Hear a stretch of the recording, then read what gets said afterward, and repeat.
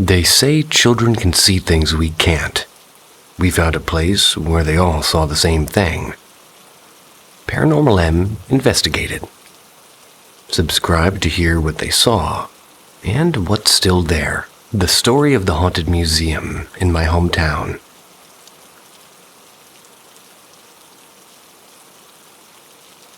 In 2022, my friend and I developed an interest in ghosts. Our town and the surrounding area had two stories that stuck out when it came to ghosts. The first one that most people knew about was the Ghost Road. I'll not get too much into that story, although it is very interesting. But it was mostly just a tradition in our sort of town during Halloween to get people spooked out. The second story was a little bit less known, but if you were a child in school, you would have heard about it. Our town has a historical museum. It showcases our town's history. It's a very old building, and it's full of artifacts and items from our town over many years. In late elementary school, everybody would take a field trip, and they'd go and get ice cream after. While there, you would hear about the story of Abigail, the ghost. The story goes that Abigail was a 17-year-old girl who was stood up on a prom date and died of a broken heart. This was just a story that the museum curator would say to spook the kids, which it did. But it was also a story to go along with the strange things that would happen in the museum. The museum curator explained that a room on the second floor of the building, now called Abigail's room, would have the light on in the middle of the night with no one there. And the building is right across our town courthouse. The police would often call the museum curator and ask if anybody was in the building, fearing a break-in had happened. No one was ever in the building. I had some simple ghost equipment that I had bought online. Cheap EMF reader, a spirit box, and a twist-on flashlight. My friend had gotten a hold of me, explaining that he was interested in contacting the museum curator about doing a ghost investigation at the museum. My friend and a few other friends and I had a meeting with her. Without much convincing at all, she agreed to our coming late at night and doing our own investigation. A few days later, we started our investigation. We started by sitting at the large table together with the museum curator, coming up with a game plan. We started with the EMF reader and the spirit box in the kitchen area. We didn't get much, but we got some audio that was not very clear and could not be ruled out as supernatural. We moved through the house, and at the stairwell. We got some spikes in the EMF, and I don't see a spike from an EMF I bought off Amazon as concrete proof as being a supernatural thing. But it was definitely exciting.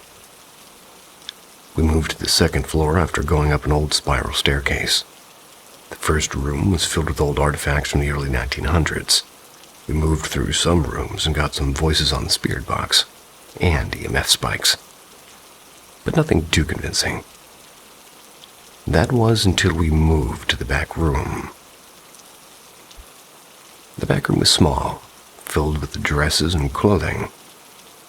We decided to set the flashlight down, twist it barely on so with any touch it could turn on and off, but not so touchy that a footstep or a gust of air could mess with it.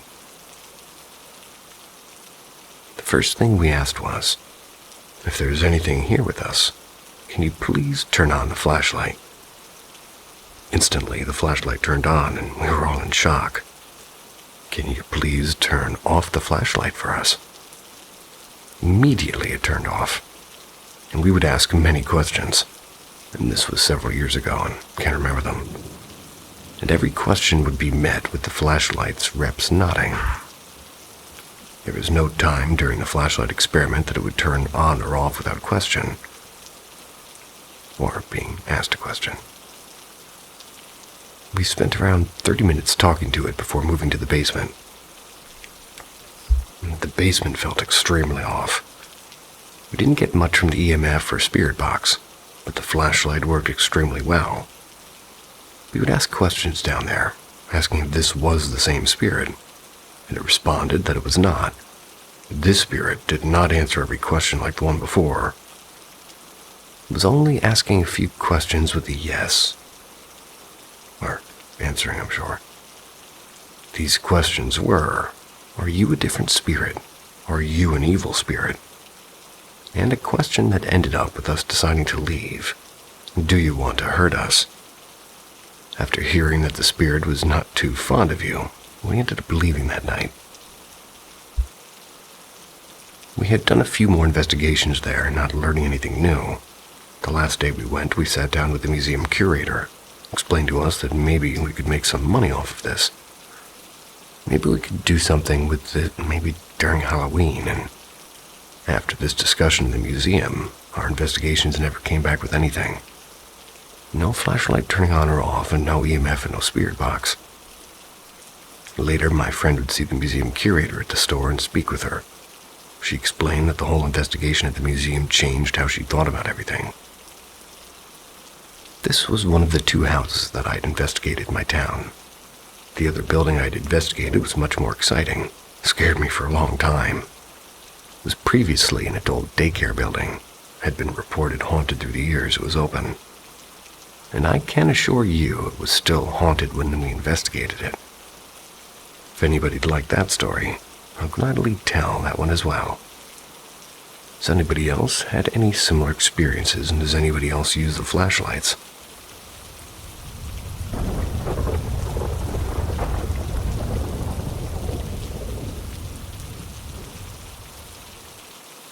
My second haunted building investigation. The adult foster care backstory. I had a close friend at the time, whose mom used to have a few houses owned for her adult foster care business. They would take care of the adults who couldn't take care of themselves on their own. One of their buildings was a building right in my town. I'd explained to my friend and her mom that I've gotten into ghost investigations. I told them about the story of my investigation at the town's museum. After telling them about my investigation, they told me some stories of their own at one of their adult foster care homes. It was now empty due to them not continuing the business. The adult foster care home they were talking about had around 7 bedrooms and a living area and a kitchen, a massive basement. There were 5 bedrooms that were used for residents that needed to be taken care of. 1 bedroom that was more of an office to keep track of records, and an attendance room where the staff would stay the night. Residents who lived there often spent their last moments of life there, became very close to some of the staff. While staying in this home, the staff had some stories of their own. One of the most common occurrences was the sounds of steps in the hall, and when I say steps, I mean full sprinting down the hall. The staff would often be woken by the sounds of running, and at first, they assumed one of the residents was up from bed making the noise. Although it was strange that any of the residents would be running, staff would check all bedrooms and find all residents asleep. And this is when they started to be concerned. Most nights would have this heavy sprinting down the long hall that was kind of sandwiched between residents' rooms, which would again be followed up by bed checks that didn't give the slightest hint of a resident being out of bed. This is when the staff would throw around the word ghost. My friend, who would often be around at this house, had some other stories as well. There was always a fear of walking down the steps to the basement. And that being said, who's not afraid of walking down a creepy unfinished basement? But she always had a strange feeling going down those steps. And any time she had to, she was sure to take out her phone, then go to her camera and make sure she could see behind her. I'm sure the story from another staff member about the sounds of a child crying from the basement didn't help. A staff member ended up having to call their shift early, after in the middle of the day hearing a child squeaking and crying from the basement. From the sounds of running in the halls, to the constant feeling of being watched, to children's screams coming from the basement, the staff had every reason to throw around the word ghost. After hearing all these stories, I needed to check it out myself. My friend's mom was selling the house and had it all completely cleared out, which left the perfect opportunity to investigate the place. I contacted my friend Logan. They'd been with me during the investigation of the museum. We set up a day to visit the home at night. We truly did not know how crazy this investigation would get. And from our flashlight method working, the spirit box spouting out new conversations and actual physical noise, it absolutely blew our last investigation out of the water. I appreciate the few people who read my last post. It was very nice seeing an interest in my story. I want to give some background on why we felt the need to do an investigation on this house before I wrote about the actual investigation. I ended up with 2 investigations at this home. One with my friend Logan and a few other friends who joined the last investigation, and another with my friend and her mom who owned the home. Both investigations gave incredible results. So incredible that I actually have not done an investigation in over a year now because of it. I'm very excited to tell the story of contacting residents who used to actually live there who passed, and even tell about one entity that gave me literal chills. I would like to say, if anybody has any doubts, I welcome any of them. I'll do my absolute best to show proof for my stories. In my last post, I linked a news article that my town published about the experience to show that it actually did happen. For the next story, I have some video evidence to go with it. I'll not be able to show too much of the videos out of respect for the other people in them, but I will do my best to show all the evidence that I have. Thank you very much for taking the time to read my post. You're welcome. If you want to message me about anything, feel absolutely free. I had somebody contact me on my last post about using my story for their YouTube channel. If anybody else would like to do something similar, you absolutely have my permission to. If you could just go ahead and let me know beforehand and send me a link to whatever, that'd be awesome. I love being able to share my stories, and I'm also open to any interviews and questioning.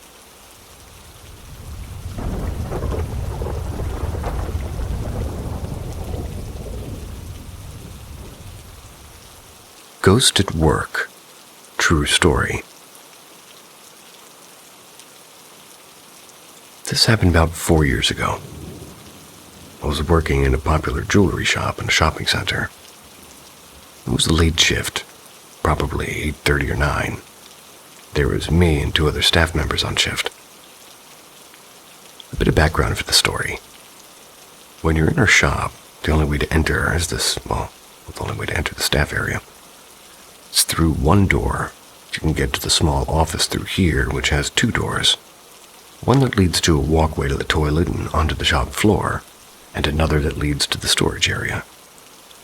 The storage area has automatic lights that can only turn on when you walk into the room. I was on the shift with 2 other women. Went out into the office to return some jewelry when I saw a woman's face looking back at me from behind the door of the storage area. And I could see about 3/4 of her face. The rest was covered with the door. Her facial expression was very still. She wasn't smiling, and she had an angry expression. She was staring at me. I looked away confused, then looked back, and she was gone. The lights in the storage room were still off, which confused me, so I walked toward the room thinking it was one of my coworkers. As I started approaching the door, a loud crash sound came from behind me. I looked back at where it was coming from, thinking a tray of maybe charms had fallen or something. The tray we keep the charms and jewelry in aren't sealed. They're open at the top, and if you dropped, they could go everywhere. Trust me, I know from experience. When I looked behind me, the charms were all still on the shelf in their trays. I instantly got a sinking feeling because nothing had been moved. I then backed out of the office and went to the shop floor. That's where both my colleagues were. I know it wasn't my colleagues because if they'd come into our office, I would have seen them as the doors next to the office. And there was no explanation for what happened or who the lady I saw was, or what made the noise. So what do you guys think?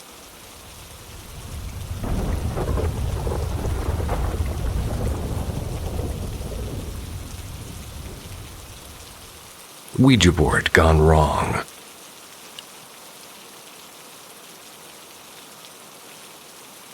When she was about 17, she and her friends started playing with the Ouija board, as many curious and reckless teenagers do.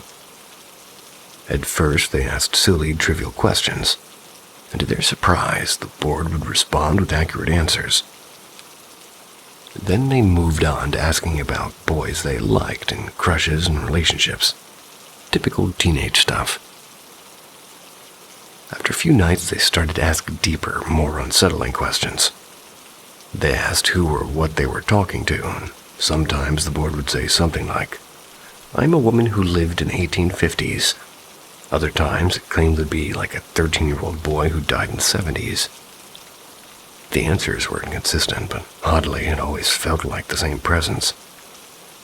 Eventually, they asked why the entity kept changing, and the board spelled out, "I'm whoever I want to be. Today I can be an old man, tomorrow a child." At that point, they started to feel seriously uneasy, like they were no longer dealing with something innocent or random. It implied something powerful, maybe even evil. One night they asked, "How do you take people?" And the board answered, "By choking them." That's fun. Not. That was when fear really set in. They decided to stop playing, and sometime shortly after, my ex-wife came home one evening to find that her parents and or younger brother had gone out to a party. They wouldn't be home for a few hours, and she didn't want to be alone in her room where the Ouija board was. So she stayed in her parents' bedroom instead, waiting for them to return. She turned on all the lights in the house, and this was the early 90s, so no cell phones. She lay in the bed watching TV, trying to distract herself. And after a while, she noticed a hallway light turning off by itself that had never happened in her house before. She was terrified, but got up and turned it back on. As soon as she laid back down, it turned off again. Her mom kept a Bible in the nightstand, so she grabbed it and opened up a random page and began reading out loud. Suddenly, she felt overwhelmingly tired, so much so that she could barely keep her eyes open. She tried to fight it, and she turned the TV volume up and kept reading, but eventually dozed off. She woke up minutes later to find the Bible no longer in her hands, but beside her.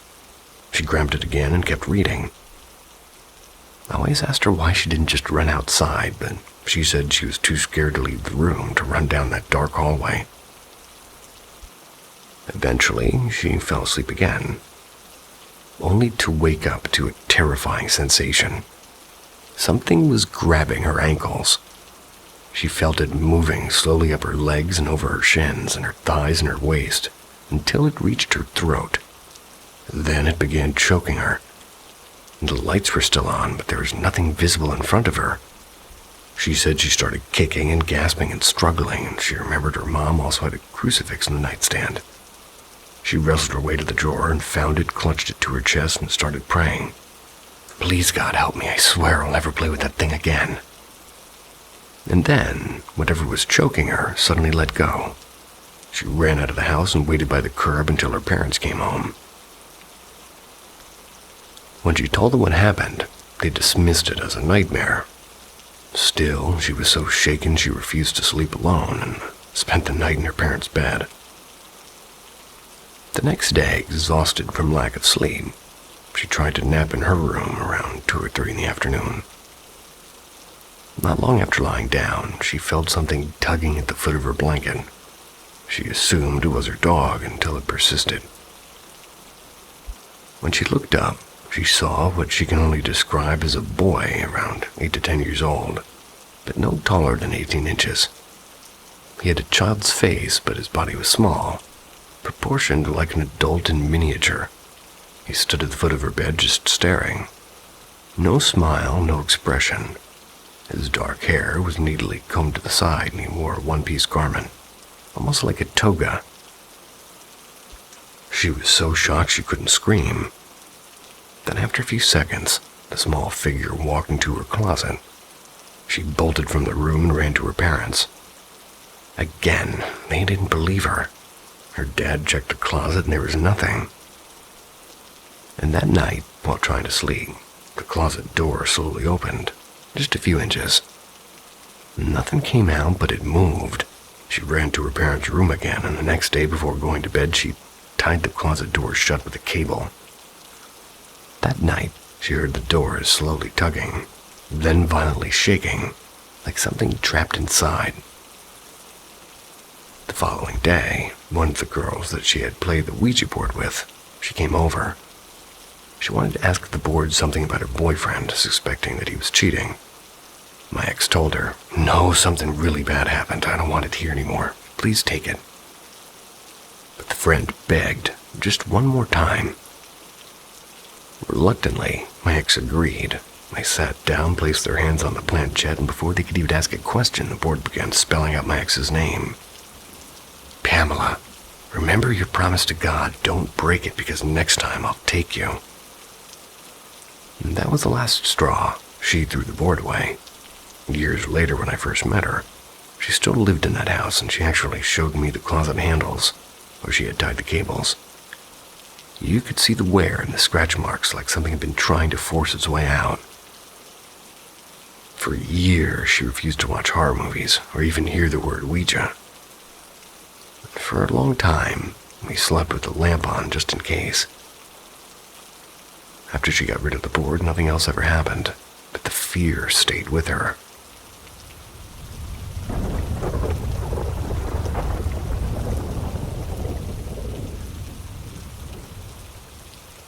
Visitation Dream. This story happened this past December 2024. But to preface the story, my husband's grandparents had a very weird relationship. They'd been together since they were 18 and were married for 50 years. They were not very lovey-dovey. My husband's grandmother had been bedridden for about 2.5 years. They were in kidney failure. We just found out recently that she was not a candidate for dialysis. She wasn't able to do anything for herself, and my husband's grandfather had been her caregiver during this time. We set her hospital bed up in the kitchen, and she was happy to just be home. Me and my husband had been staying with his grandparents and aunt and uncle. They all lived together on their couch for about 2 weeks, after moving from the other side of the duplex after a disagreement with his great aunt who lived on the other side. And his grandfather was in the process of clearing out the spare room upstairs for us. And one day he finally did, so we got all of our stuff in there, and he had made a nice pork roast dinner. He was in a great mood that night. We all had a glass of eggnog together and went to bed. The next morning, we all wake up, and my husband goes to work, and around 12:30 that afternoon I got a call from my mother-in-law. They were saying that she had found my husband's grandfather dead in the driveway. He had had a massive heart attack while going to take our dog on a walk. Damn. The only reason that my mother-in-law had found him was because the doors to her car were locked, which she never locks. She ended up locking her keys in the car, and he had given her a spare key, but she didn't know where he was. So we left work, and my husband and most of his family went to the hospital to go deal with all of that. I was at the house with his grandmother. When everybody arrived home, we told her that he was gone and cried together, and then some of us went outside just to get some air. A tree fell in the backyard. His grandmother shared a glass of champagne with us the night in memory of his grandfather. That night was the second night that we kind of swept in the spare room, which I will assume is slept. My husband woke up the next morning. He looks at me. He said that he'd be right back, so he went to his grandfather's room. Was looking for something. He comes back empty-handed. Tells me that in the middle of the night he had a dream, and his grandfather had come into our room while we were in there sleeping. Then woke him up and said, "Did you give Mima her Christmas present yet?" My husband was like, "No, we don't know where it is." And my husband's grandfather in the dream said, "Well, the hell are you waiting for? I'll show you where it is." So he goes in there and he sees the present, and it's in a blue box. It's a silver necklace with the words on the box, but fast forward to the next morning, my husband couldn't find it. He was like, oh, okay, maybe it was just a dream. So later that day, my mother-in-law and myself, my husband and his aunt that were all living in the same house, we're all sitting in the living room. My husband mentioned the dream he had, and his aunt says, wait a second, and goes upstairs. She comes downstairs with the blue box that my husband had seen in his dream and says, is this it? Once we actually saw the words it said, we were in shock. It basically says something along the lines of, to my wife, I didn't marry you because I could live with you. It's because I can't live without you. Which was out of character for him. He was never the type of person to be romantic like that. He was a sailor and spent a lot of time in a sailboat. And he was a major stoner. His aunt said that she was cleaning up his grandfather's room looking for his phone and found it and brought it into her room so it didn't get lost. So the next day, his grandmother ends up in the hospital with a severe infection. Wasn't doing great. We brought it to the hospital to give it to his grandmother, and when my husband was giving it to her and telling her about the dream, it felt like grandfather was in the room. I could visualize his grandfather standing behind my husband with his hand on his shoulder. After that, we went home, and his aunt called us and said that his grandmother had said that she wanted to go into hospice and be with her husband. So for the next week and a half, we visited her, and she never spoke again. She slipped into an almost comatose-like state. She ended up passing away on Christmas Day, right after her youngest grandchild, 11, opened the present that she had gotten him. The next day, my husband tells me that he had another dream. And in this dream, we were in the living room and his grandfather was there.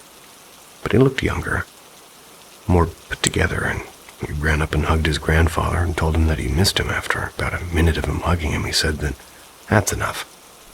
I got things to do. So, after that, his grandmother comes walking down the stairs in fancy clothes. They said bye to everyone and left. We lost his grandfather on December 11th, 2024. His grandmother, December 25th, 2024. Exactly 2 weeks to the date.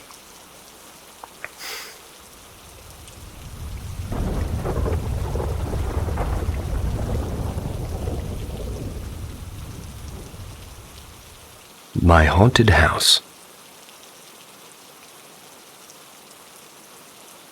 We bought this house 1 year ago today, July 8th. We were told when we came to see the house, the previous owner had died. But it wasn't until we were a week or two away from closing that I found the obituary and read that she had died at her home. Immediately when we moved in, I started seeing things. My 18-year-old daughter said it was haunted from the moment she stepped in. She was not with us when we looked at it, and this was after we had bought it. It started with me seeing what I would say is a woman walking from the dining room to the living room as I went from the living room to the kitchen. It makes a big circle. The house is a tri-level, so the main floor, then stairs that go up to the bathroom and bedrooms. Separate stairs that go downstairs to the walkout basement. And that opens into a utility room and a second bathroom. Also, for moving in, every time I'd go down the stairs from the bedroom, I'd see somebody standing at the other stairs. It's hard to describe this, but there is a window with no glass. It lets you see to the other stairs that go down. A friend has experienced this too, and I haven't happened in months, and nothing has changed. I kept all this to myself, but my husband, who's been a non-believer until recent years, and experiences that sort of changed that, started seeing things. He had a black shadow walk up to him in the bathroom. He thought somebody had came in until he saw it disappear, and it freaked him out. And he has seen shadows other times too. I've seen shadows walk by and move doors. The weirdest thing would be seeing what looked like a person reflected in the TV when it was black. was like somebody bent over looking at the TV very closely, and then they stood straight up and stepped back. And I've seen my husband a few times, and it wasn't him. Woke up, got out of the bed, and he was asleep next to me. So I was trying not to wake him. Started downstairs and realized he was asleep on the couch. Went and checked, and the bed was empty. Newest thing was last night. I had just turned my phone off, and I was just settling to go to sleep. And I wear a sleep mask, so it was on. I felt an arm on my hip and slide across. Took my mask off, rolled over and checked my husband, who was asleep with both arms under his blanket. We had separate ones.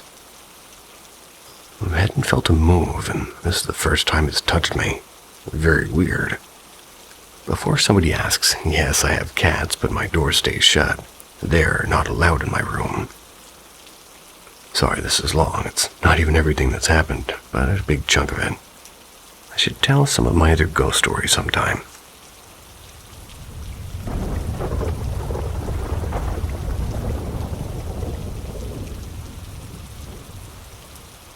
Two short happenings from my childhood home. I believe that the house I grew up in was very haunted. As far as I'm aware, there were no tragedies. It wasn't built on an old graveyard or anything. My family had a solid couple of years of difficult times, and I believe that the negative energy may have invited something in, or at the very least made it stronger. I've posted a few of my own stories before, but I just found out that my other family members have experienced things as well. When my brother was little, probably between 10 and 13, we heard knocking on our back door and garage door at the same time. These doors were on the same bottom floor of the house, probably 20 feet apart max. The only way to get from one to the other was through the house, or all the way around it. For whatever reason, my brother was by the garage door and heard knocking behind it. He immediately assumed it was me or my parents, but when he heard a second knocking on the glass patio door just a few seconds later, he was confused. Nobody in our family would have any reason to knock on these doors. The lock in the garage door was long broken, hardly ever locked the back door. And on top of that, it would have taken at least 15 seconds to run from the garage, open the fence, go through the yard, and knock again at the back door. When I asked him what he did, he said he just left and never investigated. When he asked me and my parents about it later, we all denied doing it. Can't help but wonder if he would have found anything on the other side of either door. My mom told me about the time our glass candy jar broke. We always had a small ornate jar we used for small candies and other treats. It would sit in our living room. It was nice if you wanted to just grab an M&M or something while hanging out. And was hit with our friends as teenagers. One day, my mom walked in the door and found the jar shattered in its spot on the table. And she always got home before my brother and I were back from school, or my dad was back from work. So it couldn't have been any of us. We had a big dog with a tail that could easily knock it over. But if he had done it, the glass would be on the floor, if it even managed to break in the carpet. I've read about glass breaking from sitting in the sun, especially if it's already damaged, but I find it hard to believe that the spot it sat in would get nearly enough sun to do something like that. It was shaded for most of the daylight hours. My mom simply cleaned up the mess and moved on despite the strangeness of it.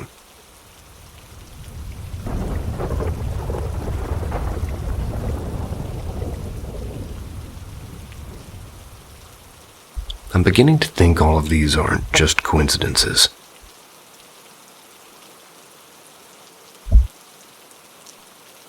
I'm visiting my parents for the summer, staying in the spare room in the basement. A couple of nights ago, me and my mom were talking pretty casually in the kitchen. That's when we suddenly heard 3 to 5 loud, spaced-out bangs coming from the hallway. These were deep, clear physical hits, like somebody pounding on the wall with their fist, like the bangs from the haunting. My mom also heard it. I immediately walked through the house and checked every room, trying to see if something had fallen or shifted. I didn't want to overreact, but I wanted to be sure. Everything looked normal. Nothing was out of place and the garage door was shut. After that, I headed downstairs to go to bed, and not long after I got into the room, my daughter said she saw my mom standing outside her back room door, walking back and forth. She said she heard footsteps. She assumed it was her grandma, but when I checked, my mom wasn't there, hadn't been anywhere near that part of the house. A short while later, my dog kept just going to the door and smelling and looking at the door, tail up, like cautious. And he also, whimpered half the night, but never barked. Then, around 4 a.m., an old motion sensor alarm in the basement bathroom suddenly went off. It was plugged in upside down and hadn't been in use for years, but it let out a loud alarm like somebody had triggered it, which sent me into a spiral. Got very little sleep that night, just a heavy, scary feeling. The next morning, my dad got on to me for leaving the garage open, but I hadn't. I had just walked through the house the night before and the door was closed, so it must have opened sometime after I went to bed. Then that evening, around 8:45 p.m., my dad called down to me and said, "Something's burning in your room downstairs." Me and my mom both looked at each other, and I ran downstairs, and the entire basement was full of smoke. I called the fire department, and they confirmed the ceiling fan motor had completely burned out and heated up a wire in the ceiling, which caught fire. It wasn't in the room I was staying in, but the room next to it. And all of this happened within about 48 hours. And today is day 3. Nothing else I've noticed since last night. Added to mention, my parents have lived here for 34 years and built the home. Not on any ground worth mentioning. This is the first time my parents have ever encountered something like this, and they are definitely spooked.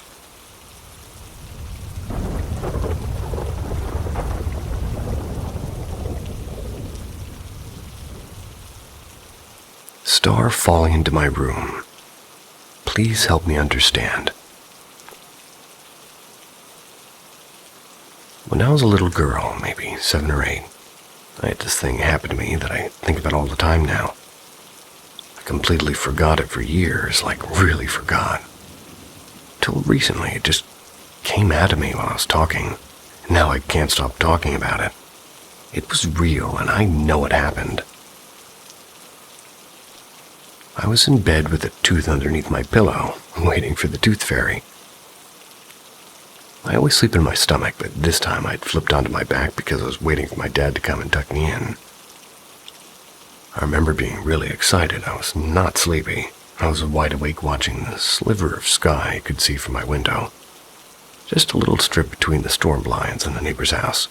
Not a big view, just enough to see a single star. I was staring at that star, and then it started to fall.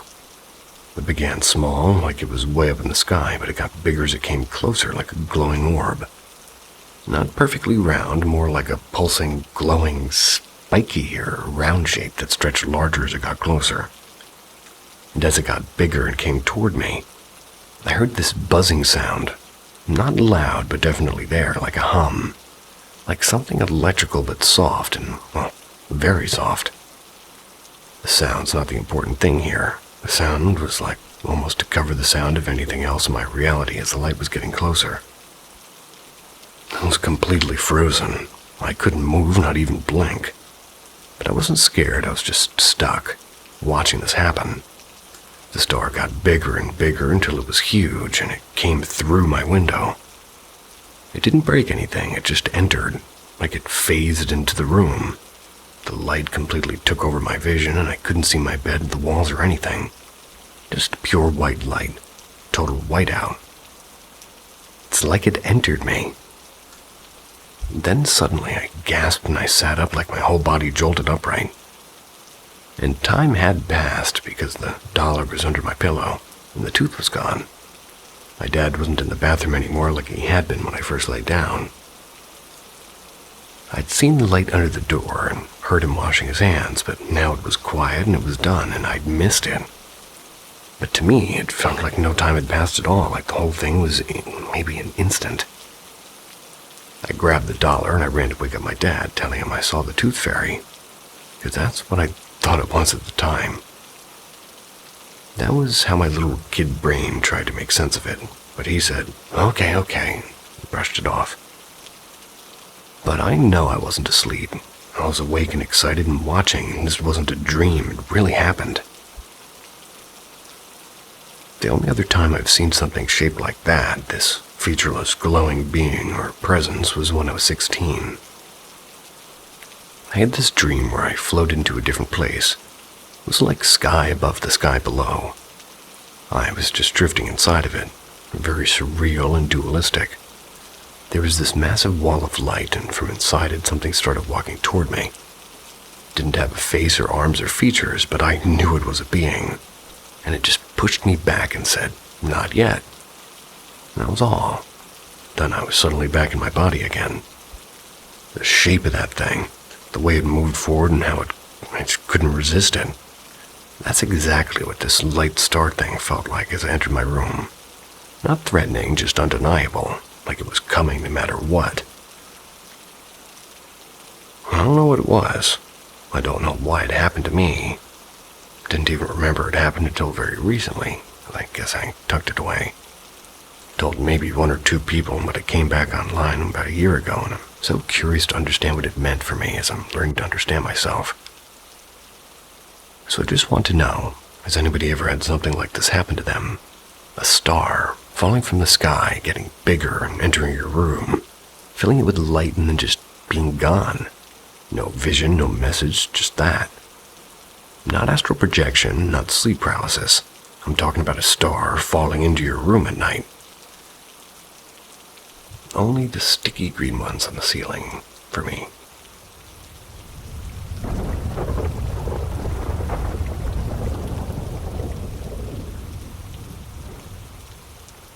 The Pale Human, a personal experience. This happened in the early 2000s. I was walking up the street with my sister one day.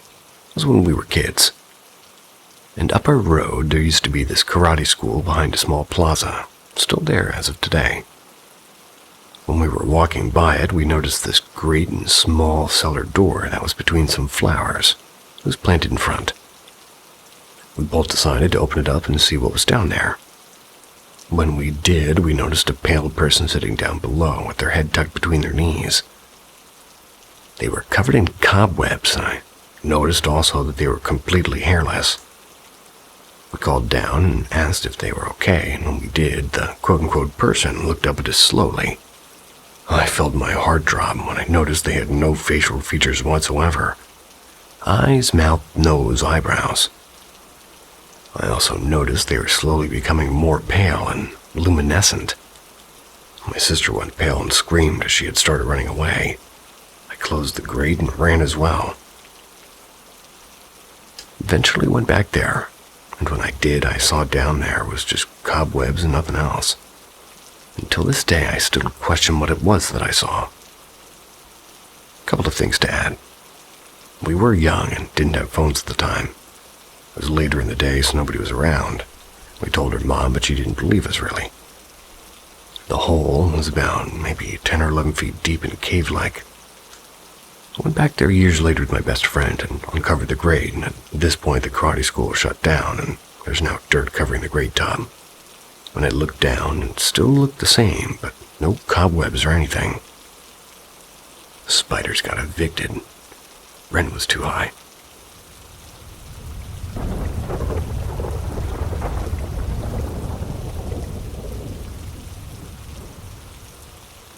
My ghost story. I still get chills thinking about what happened during my senior year of high school. It all started with this rumor about our school theater being haunted. I know. Haunted theater, tale as old as time. But I swear, this is at least my experience. When I was going through the theater program, older students used to talk about a ghost circle. A circle drawn in chalk on the backstage wall. They said it was there to bind a ghost, and everyone was warned never to break it. No one ever explained exactly what would happen if you did, but even the skeptics wouldn't mess with it. The summer before my senior year, the school started remodeling the theater. They repainted the entire place, including the wall with the ghost circle, painted right over it as if it never existed. And that's when the strange things began. Almost immediately, weird stuff started happening. The janitor, usually very professional, suddenly refused to clean the theater at night, wouldn't go near the prop closet anymore. She seemed genuinely spooked, and the prop closet would make banging noises like pipes clanging. But the moment somebody opened the door, the noises stopped. Props would disappear or turn up in odd places, and there was often a shadowy figure on stage, which we tried to blame on the lighting. Never felt right. I got really curious after everything creepy started and did some research about the ghost story. Found out that a former student, deeply involved in the theater program, had died in a car accident years earlier, right before a show. Out of respect, I won't share more details about him, but knowing this added a whole new layer to the weirdness. The culmination of weirdness was during the senior show I was directing that December. Tech kept glitching and lights malfunctioned and sound cues failed. Things that worked perfectly for weeks in rehearsal started suddenly breaking. On closing night, the house lights refused to work, so I gathered up the cast and crew and we respectfully asked the ghost to stop interfering. The moment we did, the lights flicked on instantly and I said, "Thank you," out loud, thinking it was polite. But looking back, that's probably when the ghost attached to me. After the show, my stage manager gave me a bouquet of flowers. I took them home, put them in a vase or a vase, whichever wording you guys fancy. I'm going with vase today. They put them in a vase on the kitchen table. I spent the rest of my night sat at the table talking with my aunt who was visiting, and after literal hours of chatting, 3 of the flowers suddenly slumped over at the same time.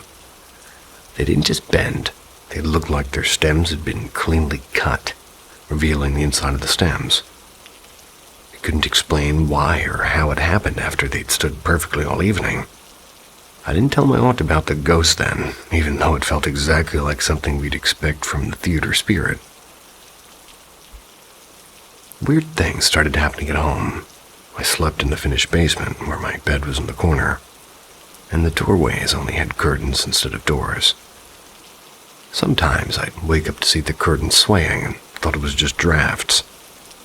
Then one night I felt my bed dip behind me as if somebody sat down. When I turned around, no one was there. Later, my aunt stayed over again in another part of the basement. And one morning, she told me she thought the dog had jumped in bed with her. She felt something run up her body. But when she opened her eyes, the dog was, well, no dog was there. The dog had been locked upstairs all night. That's when I finally told her everything about the ghost. She suggested calmly communicating with him and asking him to leave me alone while I was sleeping. We kept it between us and didn't tell the rest of my family yet. Months later, one of my sisters had a friend sleep over. She and my sister shared a bed while my other sister slept on the ground next to them. The next morning, the friend said that the sister, who was supposed to be sleeping on the floor next to the bed, held her hand all night. She gushed about how sweet it was. But the sister denied this, saying she went back to her own bed early, didn't hold anyone's hand. The friend was so freaked out she never stayed over again. And eventually I told my family about the ghost following me home, and they shared their own experiences. One sister heard a loud bang one night and found a bag had fallen off a shelf for no reason. Another kept hearing noises from her closet that stopped whenever she opened it. But luckily, nothing was ever out of place. That was just the beginning. There were more strange incidents over the next couple of years, like noises and movements. Little things that still make me shiver. But then, almost as suddenly as it began, it all stopped, and it's been years now. I have no idea why the ghost left or what made him move on, and my family and I almost joke about him now. Like he was just some weird, invisible member of the household. Since then, nothing unusual has happened, and life's gone back to normal. There were a few other incidents that came to mind for me writing this post, but I'll have to ask my family to remember the majority of them. It's not the scariest by any means, but I swear to everybody I know, we had a ghost for at least a few years.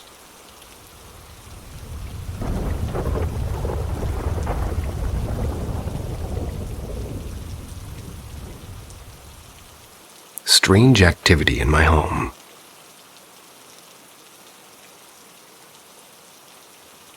Hi. I think my house has at least one ghost. It's very hard to tell though, because we are a family of ADHDers and have a bunch of pets. I'm writing this on my phone, so please forgive the formatting. For some background, I grew up in this house. My parents bought it from a family who bought it new in 1976.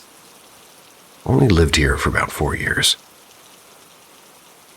My parents rented it out to one family for about 4 years in the 90s before I bought it from them and moved my new little family back in. The neighborhood is built on an old limestone quarry.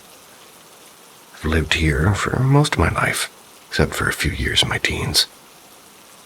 As a child, I always felt watched, and I'd sit in my window at night and felt something in the backyard in the dark just watching. It wasn't scary, just present.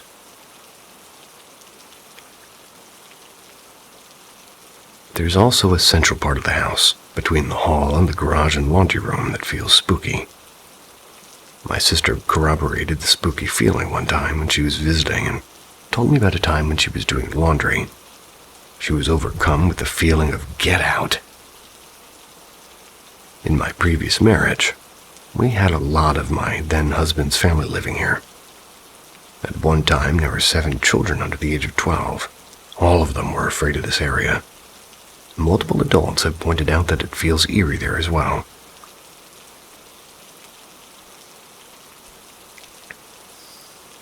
Over the last couple of years, I've noticed more activity in the house. The notable things are, 1, phantom cat jumping onto the bed. I was working overnights at the time and would spend my off nights in a sleeping house. One night, I'm laying in bed with my now husband who was sleeping. I was browsing the internet when I felt a cat jump on the bed and walk between my husband and me, then laid down. We put the pets up at night and keep them out of the room while we sleep. I thought maybe we missed putting one of them, so I shone my flashlight over to where I thought it was. Nothing was there. I felt around and still nothing. I hopped up and did a head count of pets, and everyone was accounted for. 2. Loud crashing of shelves to the ground with nothing out of place. For a couple of months, randomly, a loud crashing noise was coming from the office. And we have a bunch of shelves on the walls, and those shelves are full of crap. Collectibles and Legos and pictures and trinkets, so you get the point. So hearing one of those shelves come crashing down and stuff breaking and flying across our tile floor was alarming. But when we'd go to check on it, nothing would be out of place, and this happened at least 5 times. I was not the only one to hear it, and I wasn't the only one to go check. I have a video from my security camera of the noise, and the camera was pointed at the puppy crate. 3. A hanging plant was torn from its place. I had some small succulents hanging in my window in the kitchen. One was a little guy in a swing hanging from twine. The twine was fairly substantial. It was in good condition that day when I checked the moisture level of the soil. I wish I had taken a picture of the twine after this happened, but I wasn't thinking of documenting anything yet. But as I was saying, in the early hours of the morning, the twine was pulled apart at all 3 supporting points, and my plant went tumbling. The most striking thing about this is that my dogs didn't bark, and if I set something down too hard in my nightstand in the night, my dogs will go off. But nothing here. It's like they were watching and the noise was expected. I have a recording of the noise, and the silence that follows, and I checked the video to see if there's a cat to blame, but none of them seemed to be over there when it happened. 4. The sunglasses go missing, and they're later found in a reusable baggie in the sink. And this is a weird one that I can't figure out. I was alone at home and getting ready to leave for an appointment. I have to have my sunglasses to dry because daylight hurts my eyes, and as I was leaving, I opened my purse and checked for her and saw my glasses and put my phone in my purse. Then I decided I should use the bathroom before I left. I set my purse down and went to the bathroom. Then I grabbed my purse and went to the door while digging for my glasses. Not in there. Stumped, I retraced my steps and I couldn't find them.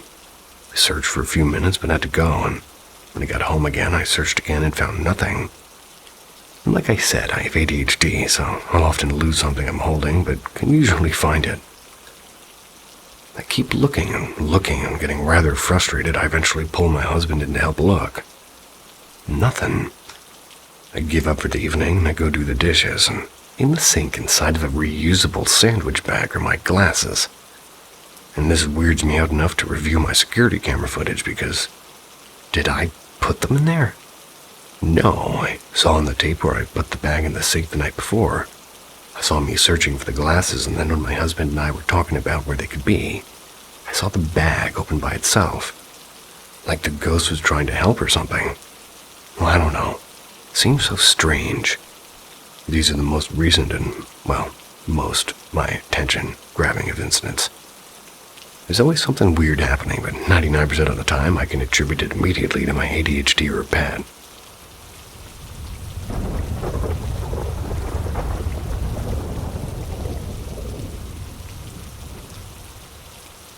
I saw things as a child, and they're happening again. I grew up in rural Ireland, in a Jehovah's home. I was a young boy, around the age of 7 and 8, when I first started seeing things that supposedly weren't there. And most of my friends and family thought I was possessed and would lock me in my room for weeks when I started to act up. The first event is very blurry in my mind, so don't take this as completely accurate.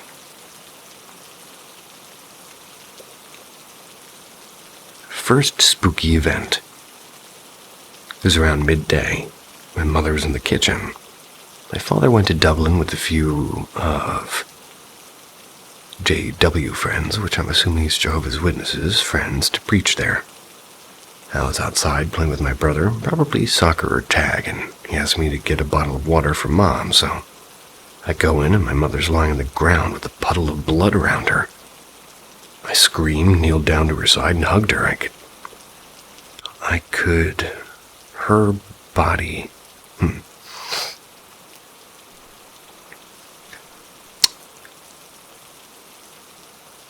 Trying to figure what they wrote here. I could feel the heat from her body, the way the blood stuck to my skin, and my brother comes in panicked from the yelling. Asked what's wrong. I said something along the lines of, "Call Dad," before my mother walks into the room confused on why I'm on my knees crying. She's asked why I'm crying. I looked her and looked back, and the body's gone, and so is the blood.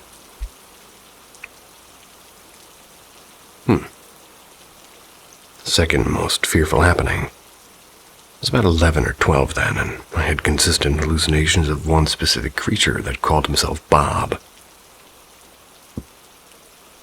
He was about 2.5 meters tall, had pale white skin with long arms that stopped at his knees. His head a light string of gray hair, but other than that he was bald. He always hand-ripped white hospital gown-looking thing. Bob mostly came in sleep paralysis, where he'd cry while facing the corner. After a few months of this consistent appearance, I was watching TV. I got a sudden feeling of dread and fear.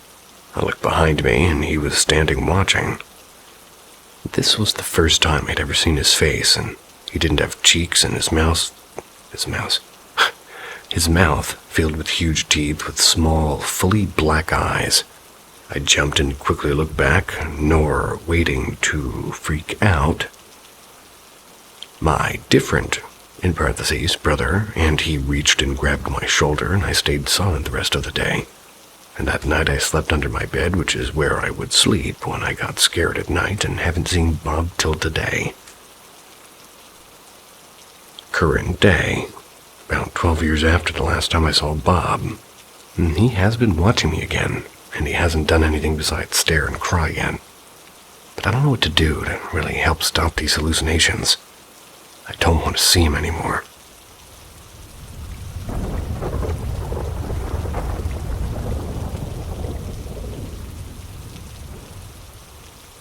They weren't dreams.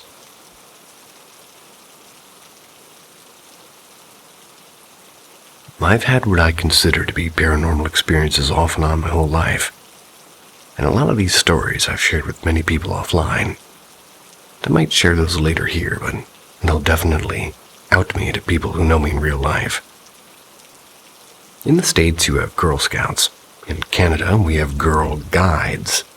Age groups are 5 to 6 Sparks and 7 to 8 Brownies, and 9 to 11 are Guides. Well, when I was a Spark in the 90s, I remember we would sell cookies and chocolates to raise money for different things, crafts and trips and stuff. During one such campaign, I have this vivid memory of my mom and I going door to door in our little town selling cookies. And I grew up in a really small town. We were set in from the woods a little, and a lot of the properties were heavily treed. We were a couple of streets away from home when I noticed a path between two houses that seemed to lead to a small house I'd never noticed before.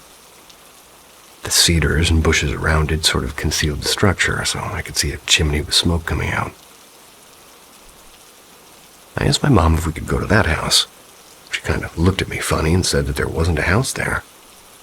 Eventually, I convinced her to let me walk down the little path and see if anyone was there.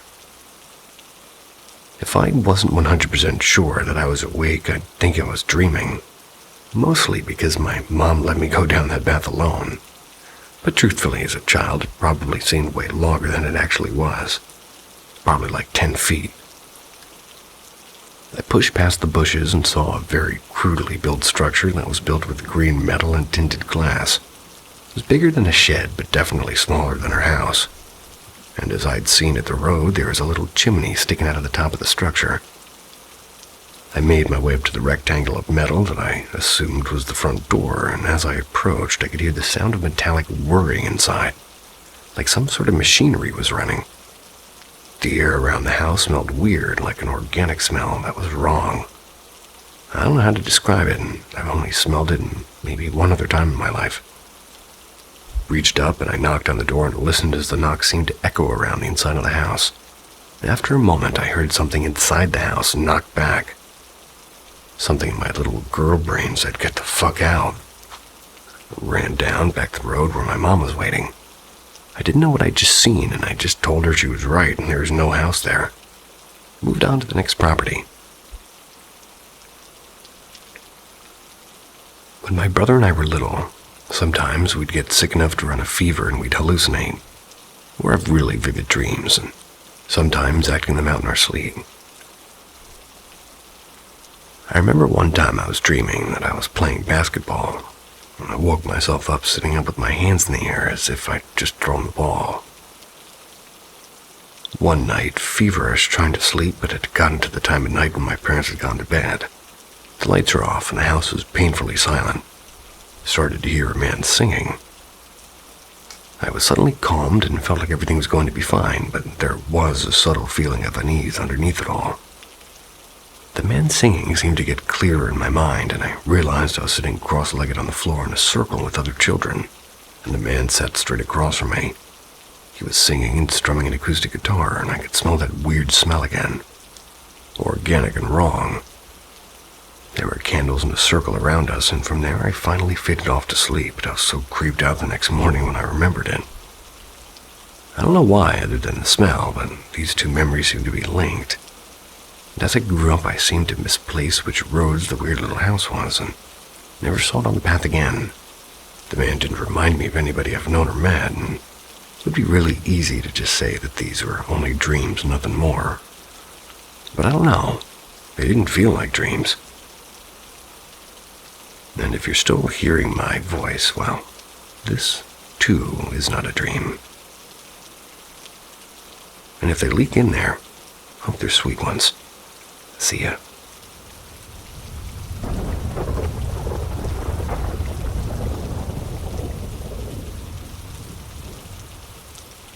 Are you ready to challenge your perception of reality? Paranormal M is here to push the boundaries of what we know. Subscribe and tap the notification bell to expand your horizons with our collection of captivating supernatural stories.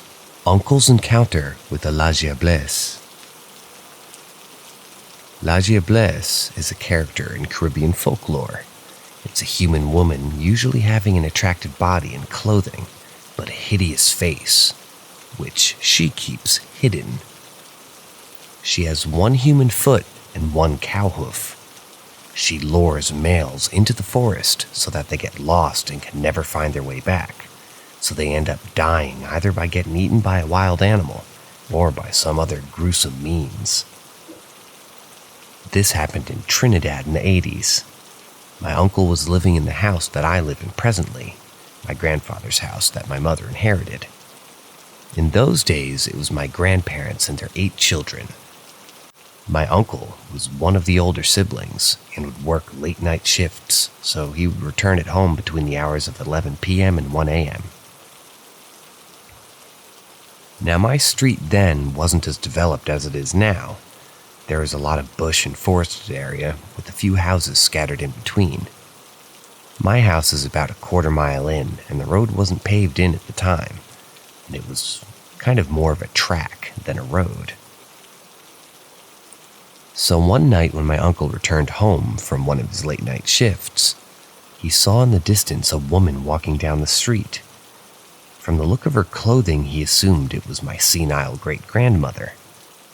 She had a few instances where she would wander off and reach far places, so initially my uncle thought it was her. He saw her familiar dress and the white shawl that she always had draped over her head, and he could make out pieces of the tattoos that she had on her arms. Now, he thought it was strange. It was the latest that he ever saw her outside of her house, and was at least 10 minutes away from ours. He called out to her a couple times, but she didn't turn around and she just kept walking. At this time, my uncle decided to follow her and get back to her home. As he neared her, he realized something really weird. He kept calling out to her, and yet she didn't turn around. When he looked down, he saw that my great-grandmother had a cow hoof where her left foot should have been. He was really close to her now, and when he noticed it, the woman stopped dead in her tracks. My uncle, in sheer terror, turned around and said that he never ran so fast in his entire life.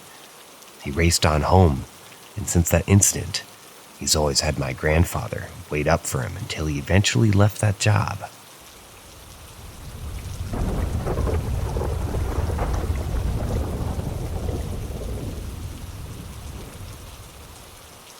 Gwen tried to get me to play. So I'm from Trinidad and Tobago, located in the Caribbean. According to our folklore, a Gwen is the spirit of a child who died before baptism. They have no faces except for an O-shaped mouth, feet turned backwards, and a large hat. They usually lure children into the woods so as to make them lost and die.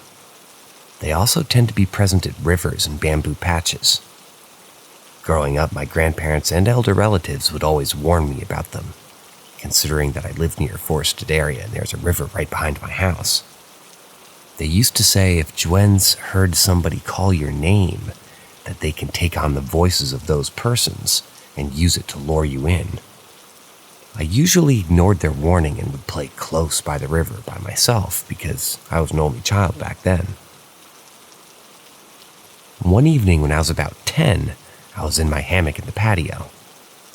And note that I had a clear view of the river and the bamboo patch from where I was. It was around 4 p.m. when I realized the atmosphere suddenly turned eerie. The wind stopped blowing. The trees were still as fuck. Not a sound could be heard from any animals. The street I live in became too quiet, and it was like it was frozen in time. While rocking in the hammock, I heard my mom suddenly call my name. It was as if she was shouting, and she just kept calling me for 2 minutes straight until I shouted back, "All right, I'm coming." Now, this is where it gets weird. All the time she was calling, it was coming from the direction of the bamboo patch across the river.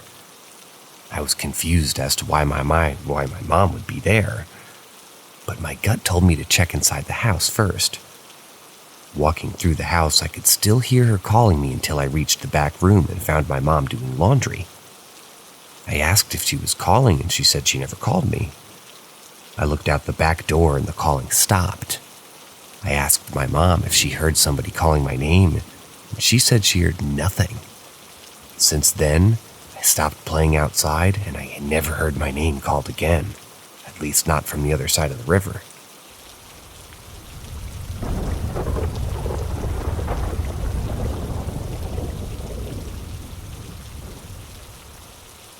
My dead ex-boyfriend visited in my dreams.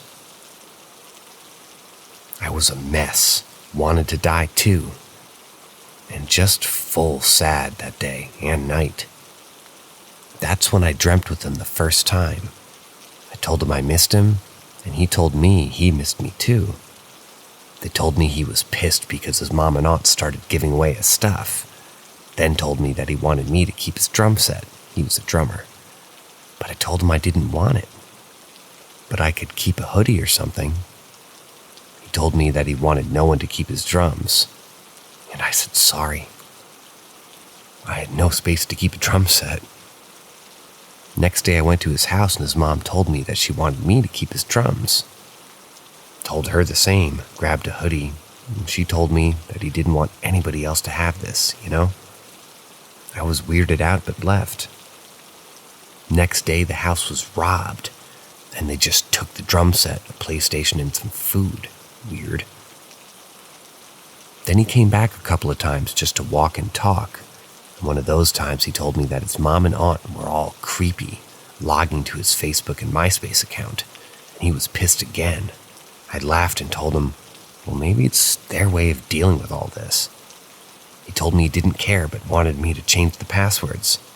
I laughed again and told him that I wasn't going to do this, but insisted and gave me the passwords and told me what the password that he wanted both accounts to have. It was just random numbers and letters. Days passed and I haven't dreamt about him in maybe a week or two. Funny thing is, I remembered the passwords. I'm easily distracted and I forget things in a matter of seconds. So I decided to do it. I changed the passwords to see if maybe with this, he would come back in my dreams. I logged in and changed the passwords to the random numbers and letters that he provided. And just as I clicked save or whatever, I forgot those passwords. Days later, I went to his house and his mom told me someone changed his passwords. I felt really weird but said nothing. Last dream I had, we were laughing and talking. He told me that he wanted me to come with him somewhere. I guess it was a funeral. I asked who the funeral was for, and he just responded, "You'll see." As we arrived, they asked me to come to the coffin, and I went and saw. And as I looked down, I realized it was me. On that exact moment, I woke up and I was really scared. I don't remember how many time passed or how much time passed, maybe 3 or 4 days, maybe a week. I received a call from this aunt to let me know that his mom committed suicide. I was really sad as she was an awesome person, but she fell in depression. Her mom was recently deceased, and now her only son.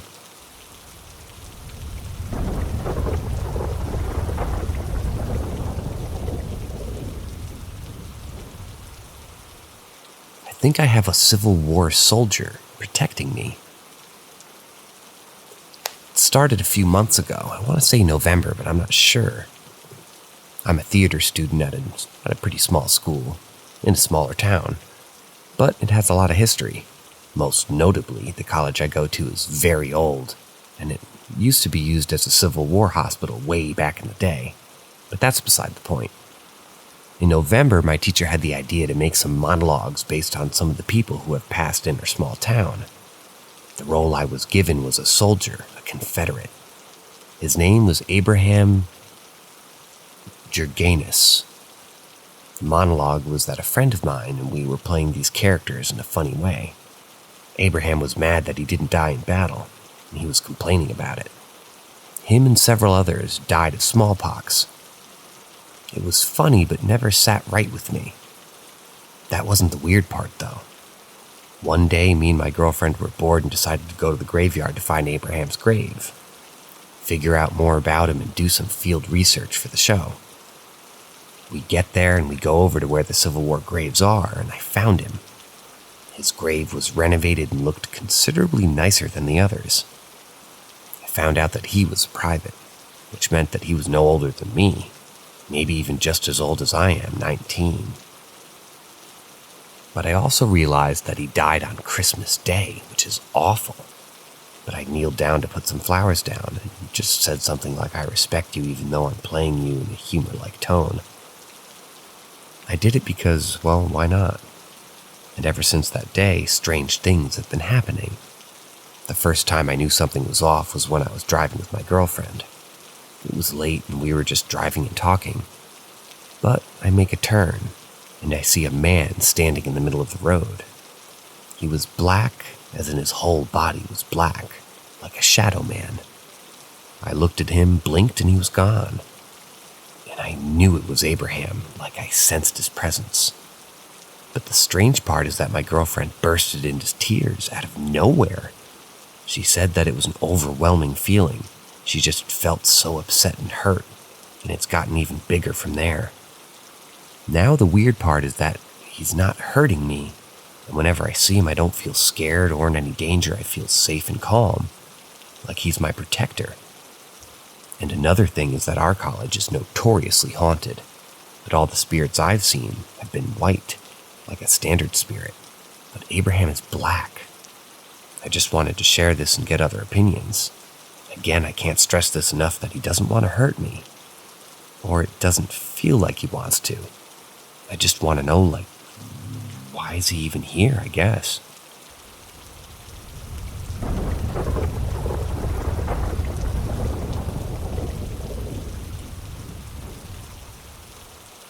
Ouija at the park.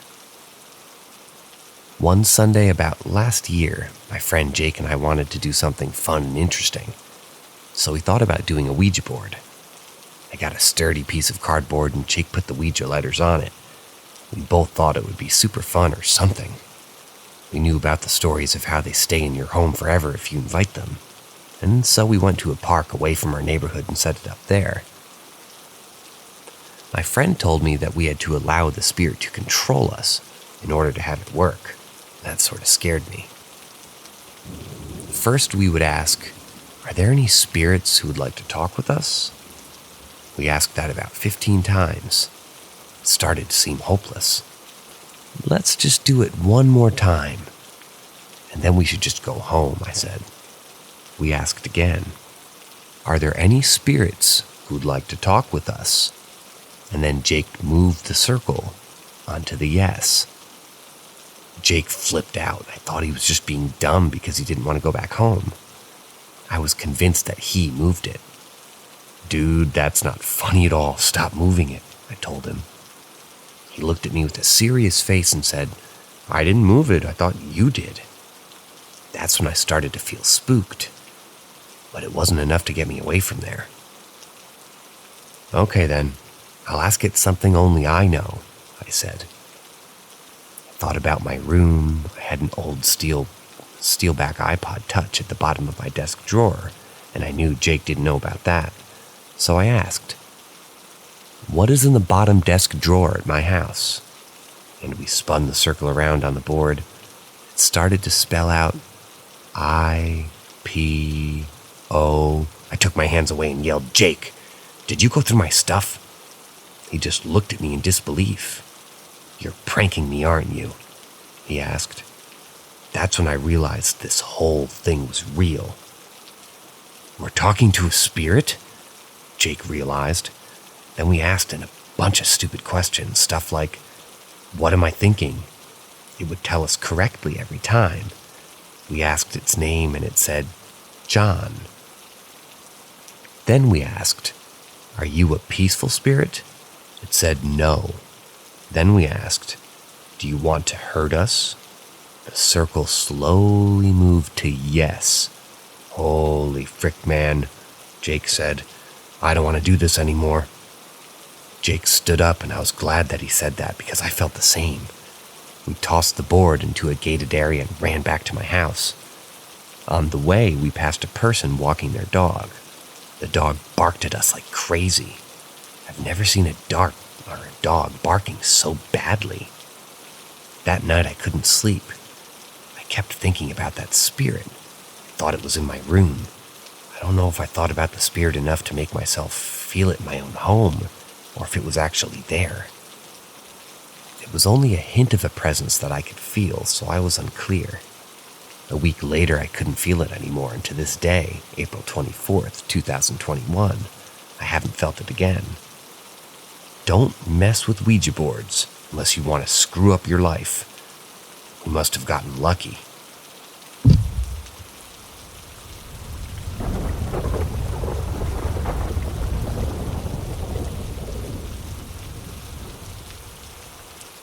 White figure in living room apartment.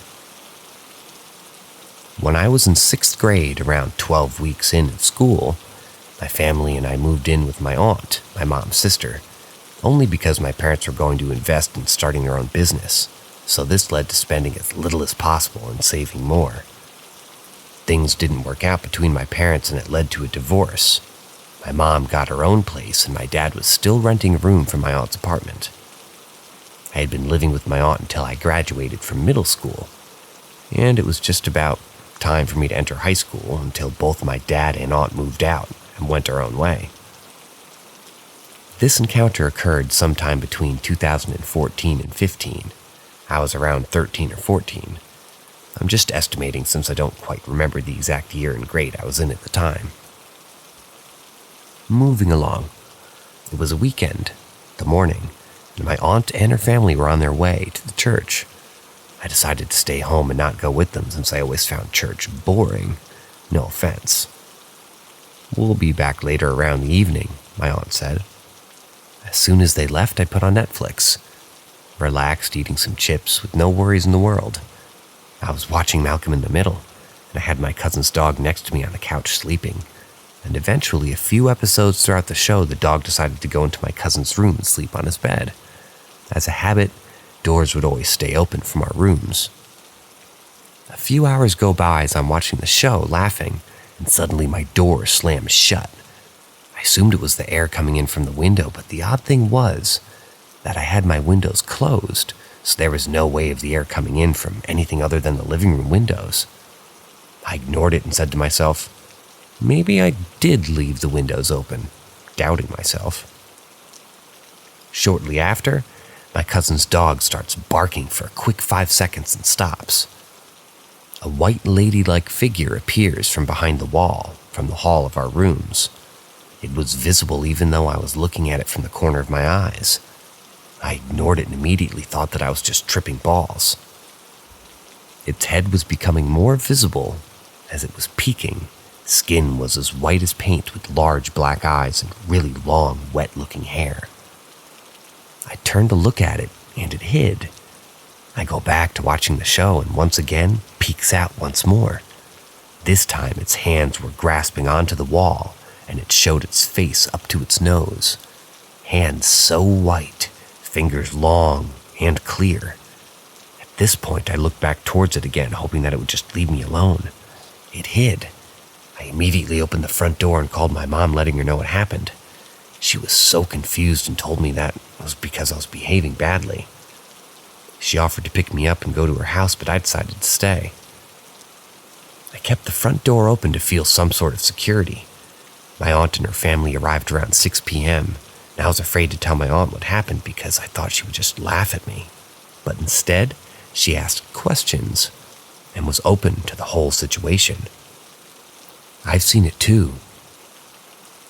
She explained to me that she had heard footsteps and seen the figure staring at her from the kitchen when she would sleep in the living room quite a few times. And always early in the morning around 2 or 3. Consistent. As she explained to me her encounters, I felt comforted, I knew I wasn't crazy and I wasn't just seeing things. When we moved out, we found out that an old lady had died there. Maybe that explains this mysterious figure or demon. I've had numerous encounters with these types of figures in the past as a little kid, but to this day, this one has been the most recent one that's happened to me, and the second to scariest.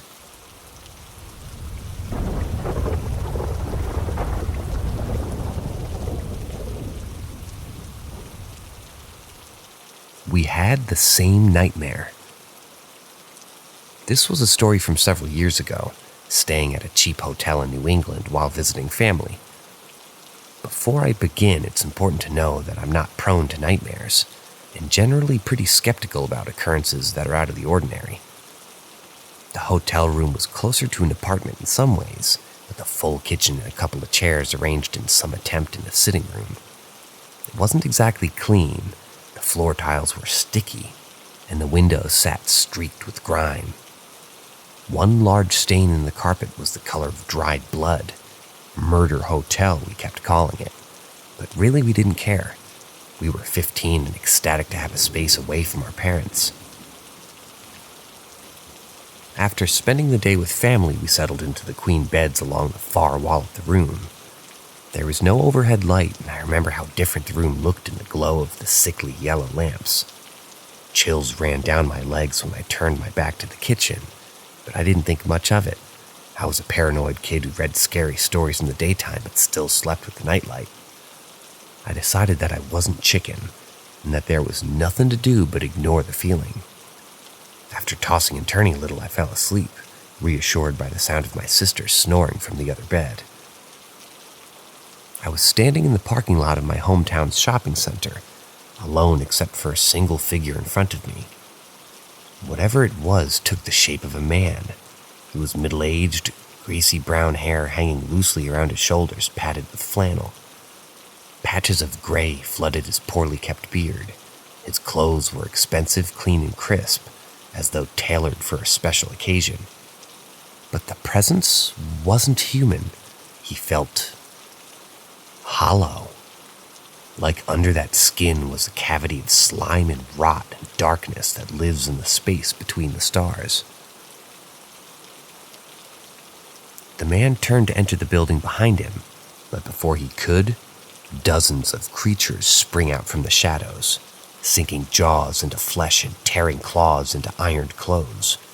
I think they were dogs, black dogs, with an intelligence burning behind bright red eyes. They tore his body apart, snuffing out the darkness and the orange streetlights behind them. My stomach turned as I watched, and I felt hot blood splash across my face.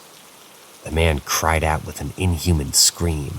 Organs collapsed into messes of purple and red, and skids sloughed away like wet paper. I wasn't able to look away. I woke up in the chalky darkness of the hour before dawn. I clung to the sheets, kicking my legs, trying to shift myself away from the lull of sleep. The air in the room was heavy and cold, just as it had been in my dream. It felt like something wasn't right, so I buried my head in the sheets and waited until morning. We stayed at the hotel for 2 more nights. Each time I closed my eyes, it was the same man, standing outside of a familiar place, and each time the dogs were there, waiting to tear him limb from limb. I began to dread sleeping, but even the dream seemed safer than the alternative of lying awake. As we packed on the last morning of our stay, my sister mentioned that she had been having nightmares as well. She doesn't remember as much as I do, but she was equally terrified that there were no dogs in her dream. But there was the man, the exact same man. I don't know who lived in that hotel room before us, or what making in the dark. It's possible that something terrible happened there, or that I gave myself a bad dream and simply missed my own bed. I think if the man had been allowed to go inside the buildings, we wouldn't have been safe. I haven't seen or heard from either of the entities in the dream since. I think I can live with that.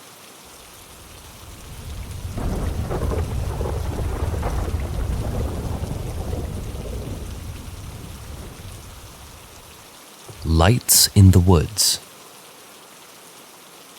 This happened a couple years ago when I was working at my childhood summer camp. I've certainly gotten strange feelings around the area before, but nothing especially malevolent or frightening. My coworker and I were taking our group for a sleep out, up in some shelters about half a mile into the woods and away from the rest of the camp. I'm used to being in the woods and I generally don't scare easily, even at night. So when I woke up in the wee hours of the morning, I set out for the latrines without a second thought. I figured it was maybe around 4 or 5 a.m., based on a red glow on the horizon. The light fell softly through the trees, illuminating the path and the color sides of the shelters.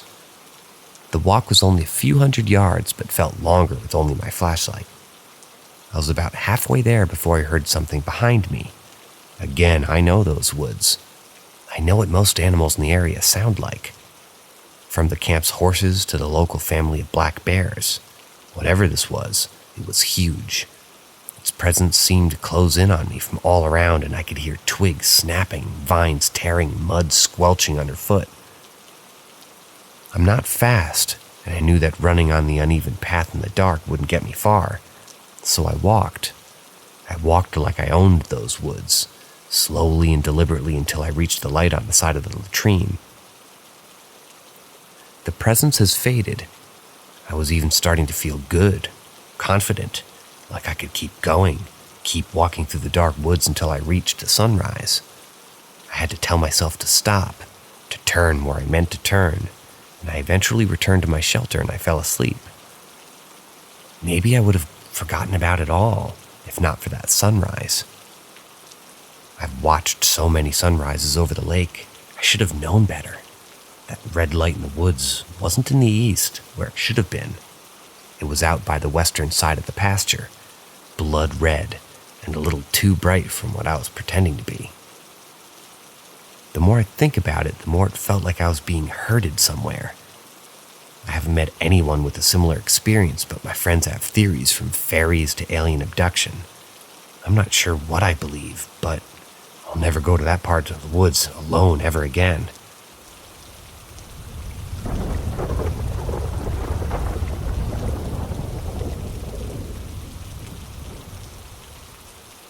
My Nan's last bathroom break. In December of 2018, I got a message from my stepdad that my Nan had been taken to a hospital with pneumonia.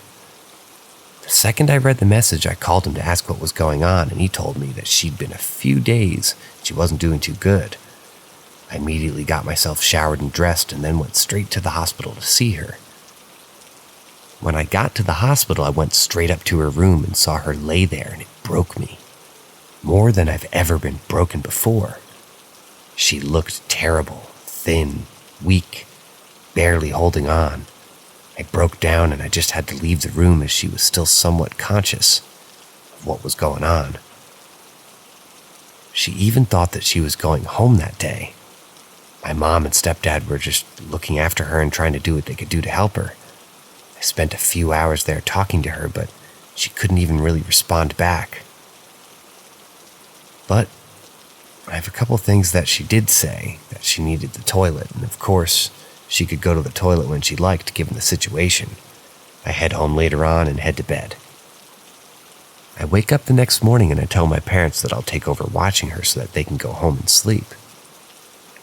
I don't remember what time I get there, but my uncle's there, and it's late at night, something like 10 p.m., and he stays and chats for a bit, then leaves. I thought, at least. After he leaves, I just look at my Nan and I wish I could talk to her and just tell her the things that I wanted her to know. Not sure if she could even hear me if I tell her anyway. I turn away briefly and check my phone, and there's something missing in the room. I don't hear my Nan's breathing anymore. I start crying again. I love my Nan greatly, and I wait till she passes on, call my uncle and tell him. He comes back because he's not too far away. And he'd not left long. It had only been like an hour since I saw him last. And by this point, we told the nurse. She says that we have to wait as the doctor was busy. A bit of time passes by, and the doctor comes in to declare her death, etc. and we were told to wait outside the room, so we leave and wait. While waiting, I'm talking to my uncle and partner. My partner's been with me the whole time, and we see someone walk by us and head to the toilet outside my nan's room. They close the door and the light comes on. A few minutes go by and the door is opened slightly and no one comes out, and the light goes out. They go to check and, well, there was no one there. We all look at each other confused as hell, as we all saw the exact same thing. So my nan decided she needed the toilet before going on to whatever awaited her next.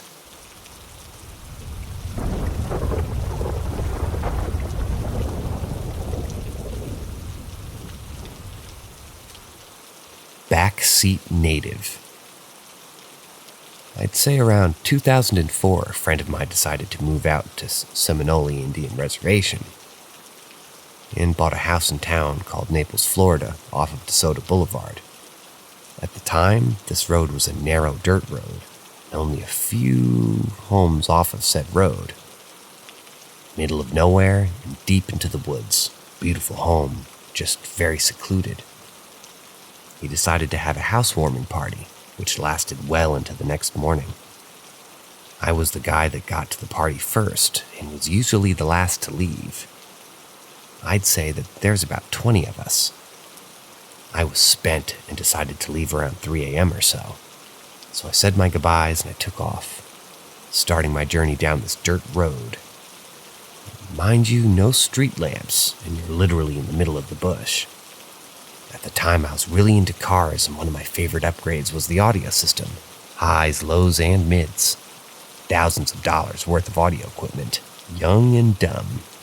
Anyhow, I'm driving down this road at about 30 miles an hour, windows down, music annoyingly loud. I got about to the halfway point of my journey when I felt a slight push against my seat, almost as if a small child kicked the back of the seat. I didn't think anything of it. I mean, it's a dirt road, and all I have is about 15-inch subwoofers in my trunk, so I lit up a smoke and turned down the radio. I started to feel a bit uneasy, the funny sort of feeling when someone's staring at you. But given my surroundings, it was understandable, so I just kind of kept convincing myself that there's nothing to worry about and to just keep driving. After about 5 minutes, I felt another slight push against my seat, and at this point, I decided to slow down and look into my rearview mirror. Nothing but a giant cloud of dust, with sort of a red from my taillights reflecting off the dust.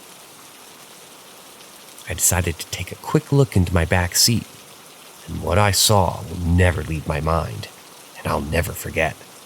It was a white face, no eyes and a mouth slightly open. I slammed on my brakes and jumped out of my car.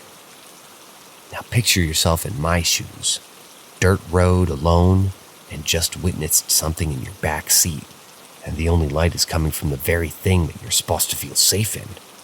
I'm panicking at this point. Smoke's cell phone is in the car. After about 10 minutes outside of my car trying to collect myself, I decided to approach the car. And of course, nothing was in the back seat. So I cautiously just sort of jumped back into my car and floored it. Grabbing my cell phone, trying to call anyone that would answer. And of course, no phone service. I didn't care about the speed limit, cops, or anything else for that matter. After about 20 minutes of recklessly driving, I got home. My mother was in the living room as I ran into the house, and she said the most appropriate thing possible when she seen me. "You looked like you've seen a ghost." I was pale white from head to toe. I sat down on the couch and told her about my little encounter. Like a good mother, she waited till I got home before she went to bed. So a few hours later, no sleep, I went back to my car to check for any damage. And of course, the back seat, nothing was out of the ordinary. I decided to go to my friend's house, who was also a Seminole Indian, and explain what was happening earlier that morning. After hearing the story, she explained that years ago her great-great-uncle was killed on that road by a group of men who didn't take kindly to Seminoles or Black Americans. This happened in the 1940s, and all the police found was a body that couldn't retrieve the head. She thinks his spirit haunts that particular road, Apparently, this wasn't the first time that this happened. Others have had similar encounters while driving on that road. The road is DeSoto Boulevard, North Naples, Florida, near the Avenue of Maria University. It's paved now, and tons of homes are currently built in the area. I've tried to find police records, but in those days, in the Deep South, not very many incidents were documented, especially that of natives or Black Americans.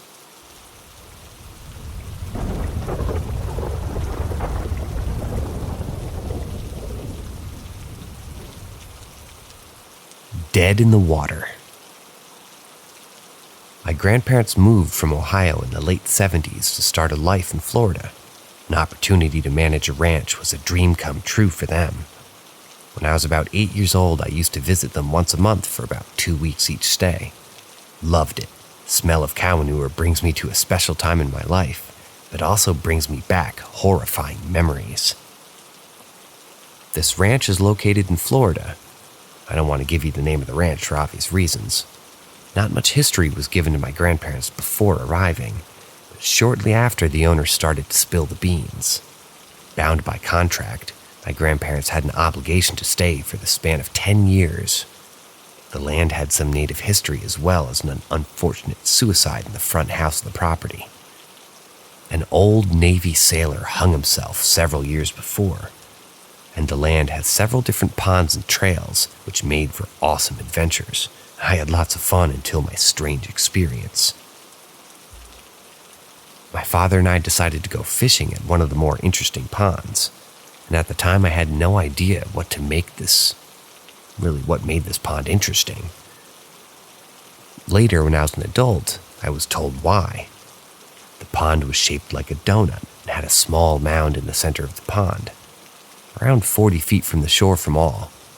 It was perfectly centered. From my understanding, someone was buried at the center of this pond. I'm not sure if this is true. Mostly stories, no real evidence. Anyhow, my father began fishing, grabbed my small bait caster-sized rod, and began to hook a worm to my hook. I used a little red and white bobber too. I was the type that wanted to fish away from anyone, as I thought it would raise my chances of catching something. But that day, something caught me. I cast my line in the water and sat down right at the edge of the water with my feet slightly in there. I felt like a man with rubber boots like my old man. After about 20 minutes or so, I noticed my bobber going under and back up, so I decided to set my hook. As I tugged back, it felt like something big was on the line. I tugged and reeled, tugged harder and reeled my line, but it wouldn't let go. It was stuck on something. At this point, my father was on the other side of the mound and out of my sight. So, in big boy fashion, I decided to walk into the water to see if I could tug it in a different direction, possibly freeing my line. I'm about 4 feet in, and the water was just at the edge of my knee-high boots.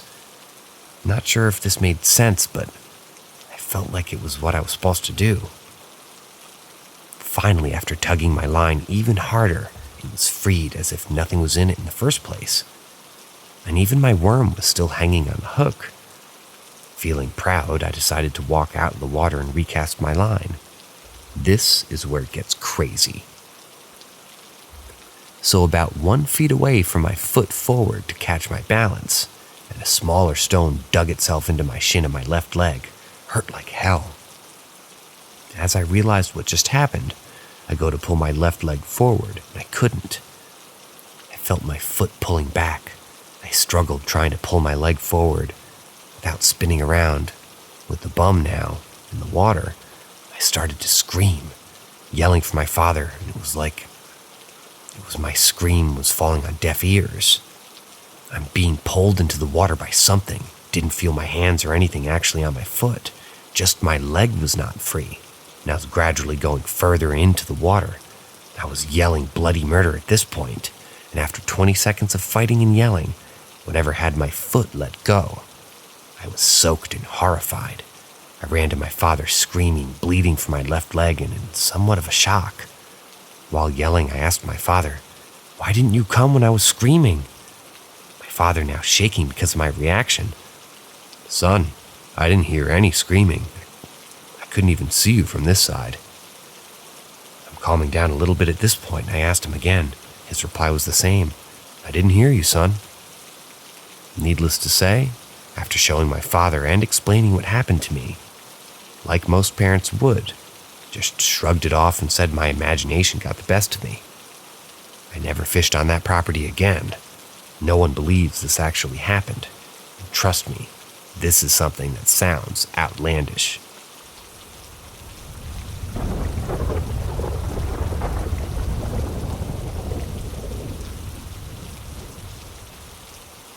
Hitching a ride. About 15 years ago, a friend and I decided to have a night out at a local club in Fort Myers, Florida. It was around 2:30 a.m. when we decided to leave and head back home. To get home, we had to take a State Road 82, about a 45-minute drive from the North Fort Myers. If anyone on this thread knows anything about 82, hundreds of deaths have happened on this road, from motorcycle accidents to semi-truck rollovers and everything in between. Extremely dangerous road, with a ton of very strange sightings. Anyway, it was around 3 a.m. when we reached the halfway point home.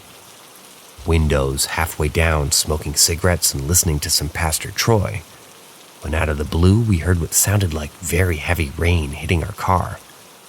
No other cars around and driving about 70 miles per hour. No rain in sight, just a bit foggy.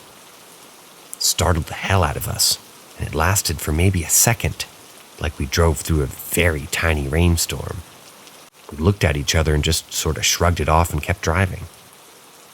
If you've ever driven down State Road 82, it's not exactly the safest road to pull over if you don't really have to. So we finally reached home and decided to fill up the car and purchased a couple of packs of smokes. I parked next to a pump, and my buddy went to the store to go pay for the fuel and smokes. When I got out of the car, I decided to just check the car and see if I maybe hit something. And honestly, people laugh at me when I tell them this story, but from the middle of the front of my hood all the way back to the end of the trunk, I seen 8 streaks. I was a car guy in those days, and my car was washed and waxed hours before we decided to go clubbing. My buddy came out of the store. I showed him what I discovered, and he was equally puzzled. After I pumped gas, I decided to go over to the self-car wash and see if I could get these streaks off the car. Let's just say I spent damn near $15 in quarters using everything that was setting that car wash had to offer, and the streaks just wouldn't come off. I said the hell with it and decided to drop Buddy off and head home to bed. The next morning, I decided to go have a look at the car. I just couldn't figure out what the hell could have caused this. I'd drop over to my grandmother's house to have breakfast, and I decided to let her know what happened. My grandmother is an old Latina woman who's very superstitious and knows quite a bit about Santeria. After I told her what happened, she stood up and went into her bedroom. When she came back into the kitchen, she had white sage, holy water, a rosary, and a small piece of silver. I chuckled and asked if she was about to perform an exorcism. She smiled and said, "Kinda." So I walked outside with her and her items. She surrounded the car with white sage inside and out, held her rosary in one hand while whispering something. She put holy water on a small rag that she had in her pocket and proceeded to clean my car. I laughed and told her I tried pretty much everything to get those streaks off, and nothing worked. And she's now cleaning the streaks off with holy water. My jaw dropped. The streaks were coming off. I was honestly shocked. After she cleaned, quote-unquote, my car, I asked her what she thought it was, and she said that it was a demon trying to latch itself to my car. To this day, I'm still haunted by this and wonder if she was actually right.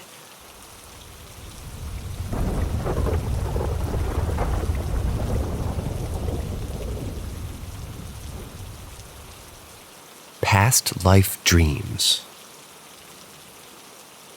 I tend to have dreams where I feel strongly connected to one of the characters in the dream. All these dreams involve past life events. I recall a dream where I was just a small girl in an Indian village. I had the feelings that maybe it was back centuries ago. I had a dream where I was traveling along a river. Suddenly, we were ambushed and I was shot in the chest with an arrow. I felt myself rising up quickly and looked down to see the boat getting smaller and smaller.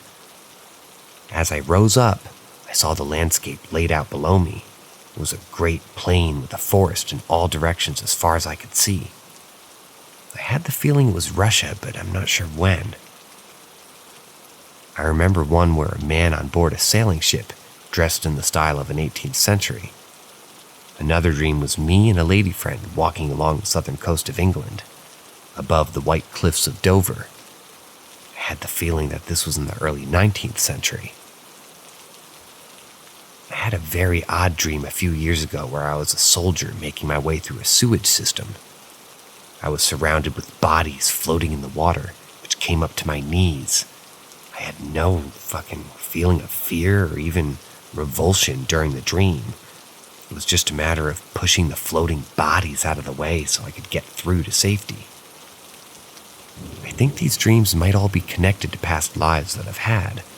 That's the only way I can explain why I feel so connected to the individuals in the dreams. I've had a number of other dreams of this type, but that'll do for now. That'll do.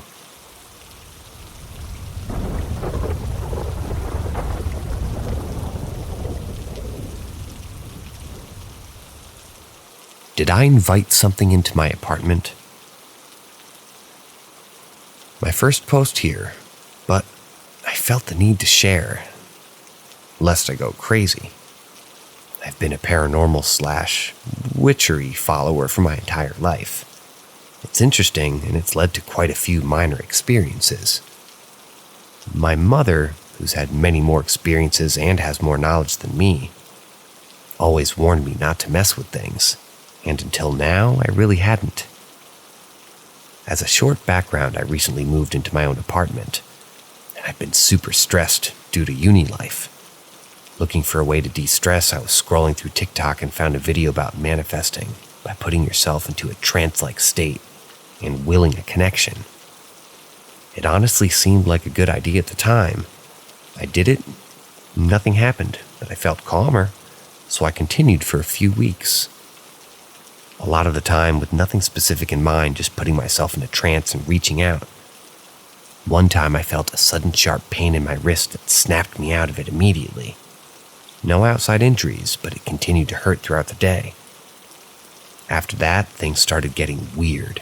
Phantom pains throughout the day. My plants suddenly began to flourish, then die, especially all my sage. Strange noises like hearing my cat despite him not living with me, or randomly smelling smoke, often coupled with the noises. But weirdest or worst is when I go to bed. As I began to drift into a place between sleep and wakefulness, I become acutely aware of a feeling of someone sitting at the end of my bed, and I swear I can almost see a silhouette. I'll get a burning feeling in my legs, like something hot's being held against them. Sometimes it's widespread across my whole calf, or it's just smaller pricks around my knees. Once it even felt like something wrapped around my ankle and pulled along with the sound of laughter. Being alone, this is something that's actually starting to creep me out. I don't know if I'm just connecting weird separate occurrences, though.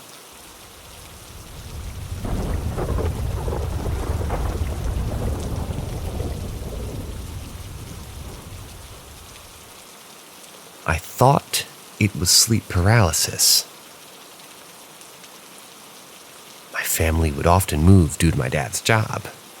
We lived in around 9 different states, sometimes moving houses within them.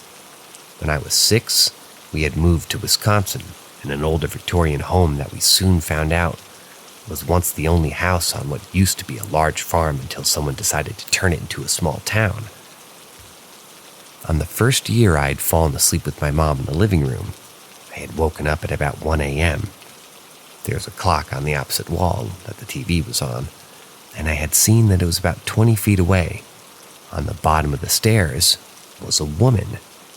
She stood about 6 feet tall and had long black hair and wore a black and white striped dress that covered her feet. Her face wasn't visible. I panicked but couldn't move. Took about 5 minutes of squeezing my eyes shut to fall back asleep. I would wake up with small bruises on my arms and legs, but thought nothing of it. The same thing happened nearly 2 years later before we moved. However, I was asleep in my bedroom and I saw her in the hallway, still not moving. I woke up that time with bits of my hair cut around my head. I remember thinking it was my sister until she denied doing so, causing huge upset within the family about her abusing me, which wasn't true at all. Now, we had moved to Kansas in a rather nice two-door style house. Yeah, my parents like older homes. And if it was older than 80, yep, we had to live there. I was nearly 11 when I, once again, fell asleep on the couch with my mom. The house was smaller, so the living room was a bit cozier with the fireplace and stairs on one side and the den on the other, maybe 10 feet. I opened my eyes and again, she was at the bottom of the stairs, slightly illuminated by the streetlight outside. The next morning I woke with a migraine, the one and only I've ever had. It was only me, 2 of my sisters, and my parents at the time. Then 5 years later, we moved to Florida in a rather new home, which was odd for my parents. Just one sister with us this time. Within the first month, she appeared again. I still couldn't move or speak. All I could do was stare. She was in the doorway, maybe 6 feet away, watching me, wearing that same dress. The next morning, I had cuts on my breasts and neck. After we moved house about 4 miles away, it was one of the last times I ever saw her until a few weeks ago. She was at the foot of my bed, her face still covered, but I could almost see her breathing. I woke up untouched, but came down with a nasty stomach a bit later that day.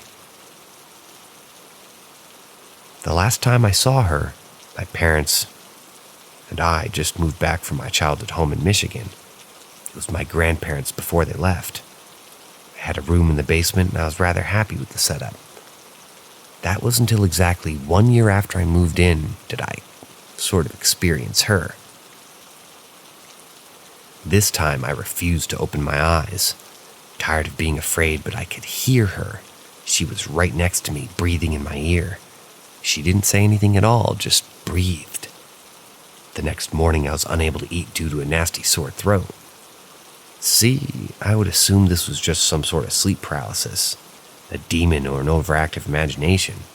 However, I still can't shake the feeling that something was or is here. I still get random bruises on my leg, and I take iron supplements, otherwise I'm very healthy.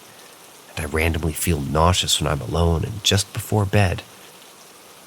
It's something I've gotten used to, but I always get a creepy feeling on my neck when I'm alone. I still panic when my parents leave, and I sort of fill my work and school schedule as much as possible to avoid this. I don't see anything wrong with my surroundings, and it only affects me.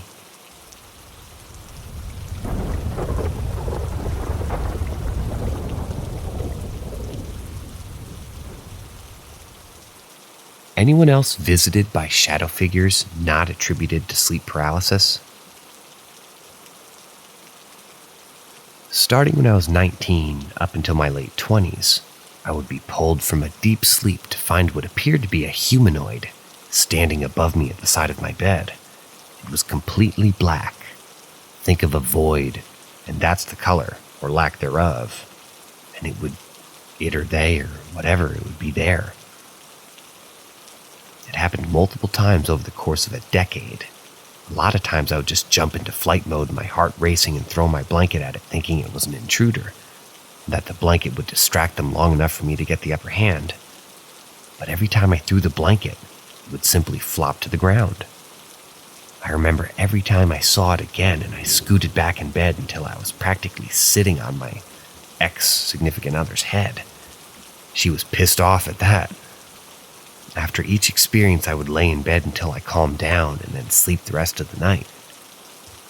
I've also seen a swirling mass of shadows on the floor one night after waking up, but I chalked that up to a friend telling me about how he experienced that and my brain tricking me. This happened in different dorms and houses and apartments and states, so I don't know really what was happening. Hasn't happened in quite some time, which I'm thankful for.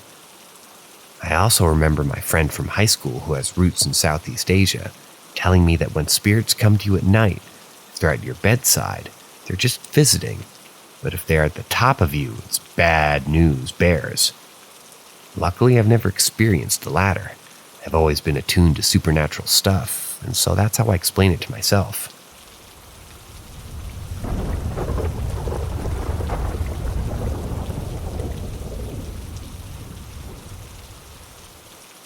Dream about deceased best friend. You can always call me. 9 years ago, I lost a lifelong best friend to suicide. The years since have been difficult, but over time, I've made peace with it, and I've been doing all right. During the first few years following his passing, I had several very vivid dreams of him. While they could very well have been a product of mourning, they always felt more meaningful. I was always left feeling connected and reassured by them. About 2 weeks ago, I realized that I haven't had a dream like this in many years. It made me sad, but it seemed to make sense. His passing is no longer the main focus of my life, and still, I wondered if he was still out there, somewhere. A week goes by and I don't give the dreams another thought. Then it happened. I dreamt he was back as though he never left. I hugged him and told him how much I missed him. He said it was great to see me too, but that he's soon having to go away again. I begged him not to go, because that meant he would never come back. He told me, "You know how to get a hold of me. Call me when you want to talk." "I can't just call you," I replied. "You won't be in this world anymore." He firmly replied, "Just call me. You can always call me. I'll answer." And with that, I woke up, both heartbroken and oddly comforted. I felt like I finally got to visit him again after all these years. Perhaps it was just a dream, but to me, it felt like much more.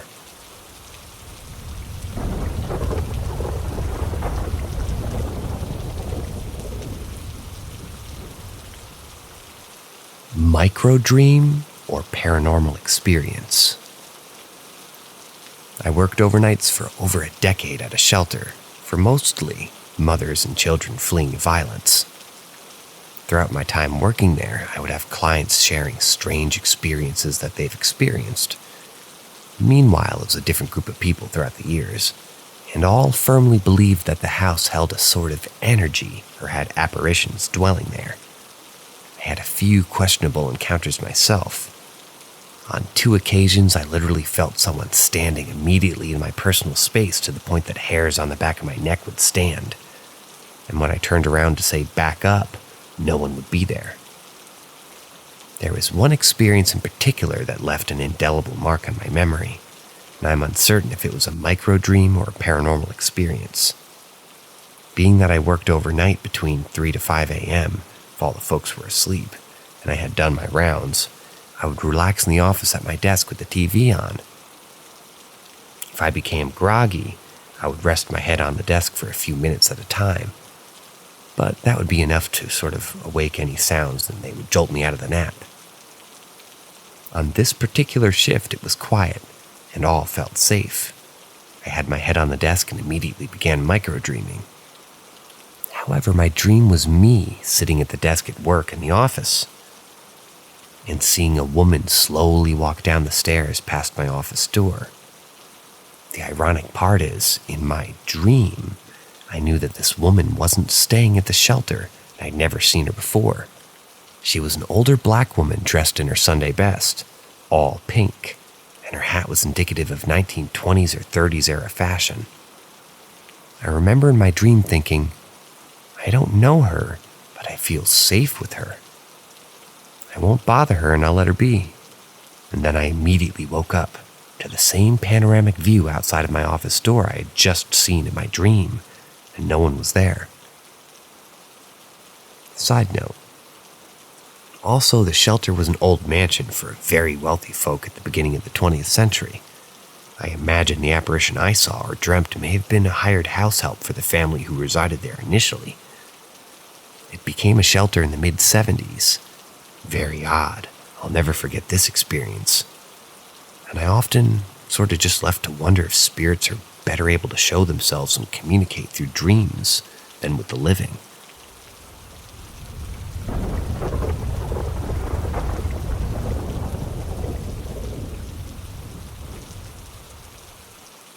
A compilation of life events. My earliest memories, roughly 4 years old. We lived in a very old house in a neighborhood where needles would stick to themselves on the sidewalks. Our laundry was an unfinished basement. To say it was creepy was an understatement. My mama used to take me with her to go do laundry. In fact, I can't even remember a time that she went by herself.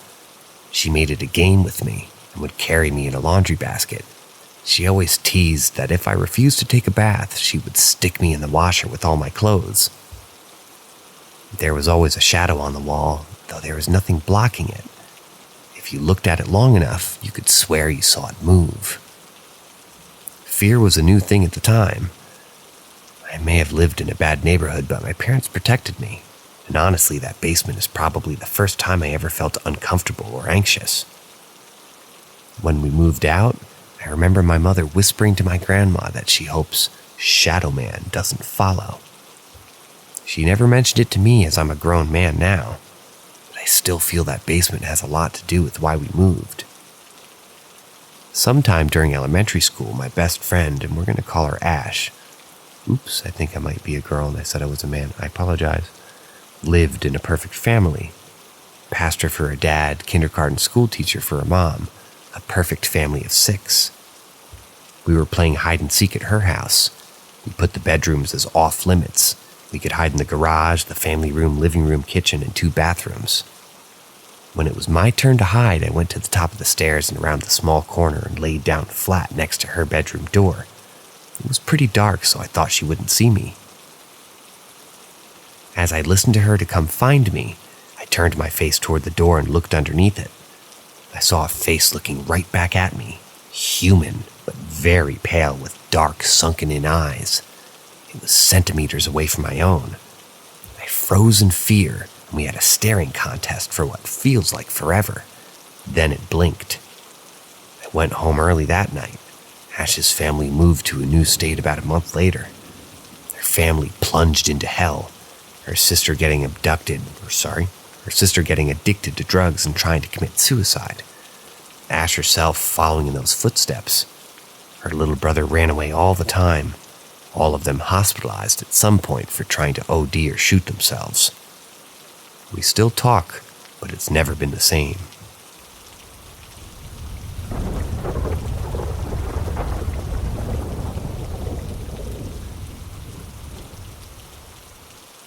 "2 years at a haunted apartment. I moved in with my fiance when we found out that I was pregnant, around June of 2020. I worked as a baker for a local coffee shop and often worked 4 a.m. to 12 p.m. shifts. My fiance worked a lot from 6 p.m. to 2 a.m. shifts. I spent a lot of nights alone. I've always been scared of the dark, but this made it even worse. September 3:45 a.m. My apartment was on the 2nd floor. The building was an old farmhouse that they turned into 4 small apartments. My fiance and I were the only ones on the 2nd floor, while 2 older women occupied downstairs. There was a door to the basement where we did our laundry. Everyone always shut the door, and it was heavy enough that if you didn't prop it open, it would shut anyway. I parked out back away from the road, so I had to walk past the basement door. The hall lights were off, but I had my phone light, so I didn't mind. When I walked past the door, I noticed that it was about 4 inches open. I thought it was weird, but also not my problem. Just as I stepped out the back door, I heard the basement door slam shut. I blamed the wind. December 3:45 a.m. The doorbell ring just kept clicking on and off. Full charge. Kept showing me videos of an empty hall. It stopped when I grabbed the doorknob and never did it again. On and off, I noticed small things. Footsteps, soft tapping, things being moved around, lights that were on when I swore up and down that I turned them off. I blamed everything but what I feared. This last experience is the longest. Afterwards, we turned in our 30-day notice. April, sometime in the morning. My son was about a month old. My fiance had gone back to work and I was enjoying my infant cuddles. I laid him sort of swaddled in his crib while he slept and took a well-deserved shower. The bathroom light flickered and went out while I was in there, but the sunlight from the window was enough to continue. I was almost done and I was rinsing my face with water, and it got so unbearably hot. I pulled back when I opened my eyes and the shower curtain was completely open and the water was all the way on hot. I started to get scared and I got out of the shower. I wrapped myself in a towel and tried to calm down. Almost instantly, my son started screaming bloody murder. I ran to his bedroom and found his swaddle perfectly open. Not like he had kicked it open, but laying in a perfect square flat in his bed. As soon as I picked him up, all the lights in the apartment went out. None of my neighbors had this problem. I was terrified. Quickly got dressed and got my son in his car seat, went to my mom's till my fiance was off work. We kept hearing the knocking throughout our 30 days and spent the least amount of time there as possible. I still get anxious when I drive past the old place.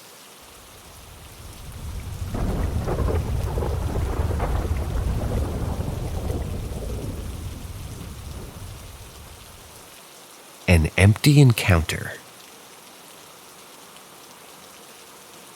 I just got done eating dinner at my parents' house. It was a typical Sunday, and the year was 2013, and I was 22 years old. My parents, sister, and my two nieces all left to go shopping, which left just my brother-in-law and me at the house alone. For years, whenever we got a chance to hang out alone, we would play Halo. We were in the last bedroom down the hall on the left, playing Halo 4 and just enjoying the bro time, when we heard something down the hallway. I guess this would be a good time to tell you that I have an identical twin brother, and at this time, he was away working in California. We haven't seen him in months. The noise coming from the end of the hallway sounded like a low beating, but quickly turned into what sounded like footsteps. We didn't pay much attention, thinking it was just my parents or nieces coming down the hallway, even though I thought to myself that it was oddly quick for them to be back. The footsteps were slow but continued to grow louder. I paused the game and my brother-in-law looked at me confused as to why I stopped it. I quickly held up my finger as to shush him and pointed at the door. We sat there looking at the door as the footsteps got closer and closer until they reached the outside of the door of the room where they were in, and they stopped.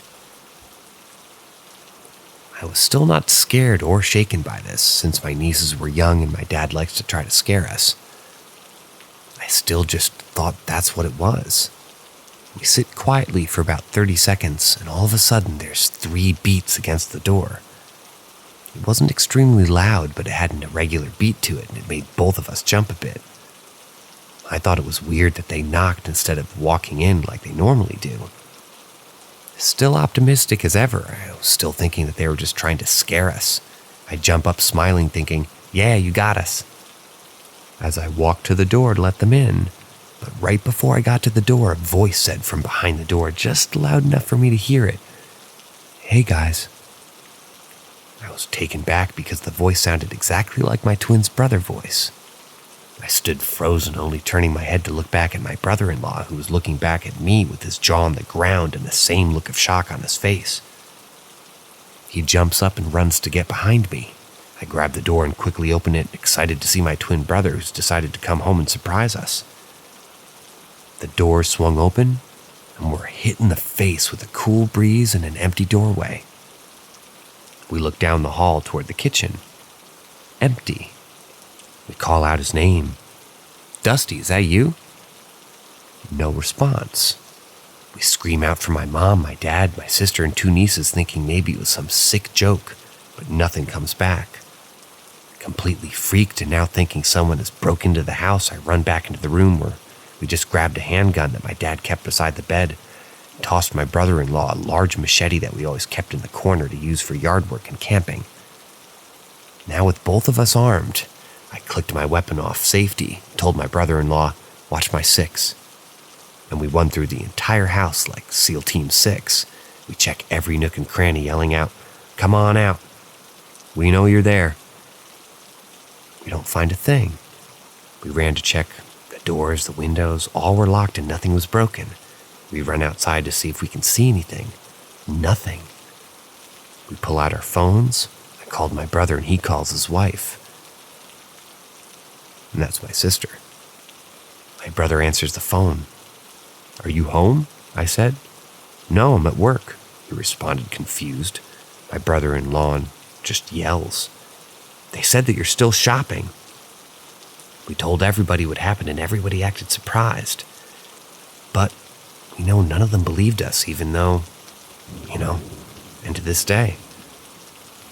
Now sometimes when I sit and think of all this in my life, I even start to doubt myself and I ask, did that even happen? Was it real? But then I remember I wasn't alone and I call my now ex-brother-in-law and ask him if he still remembers the same thing. And every time he says, "Dude, I will never forget that day."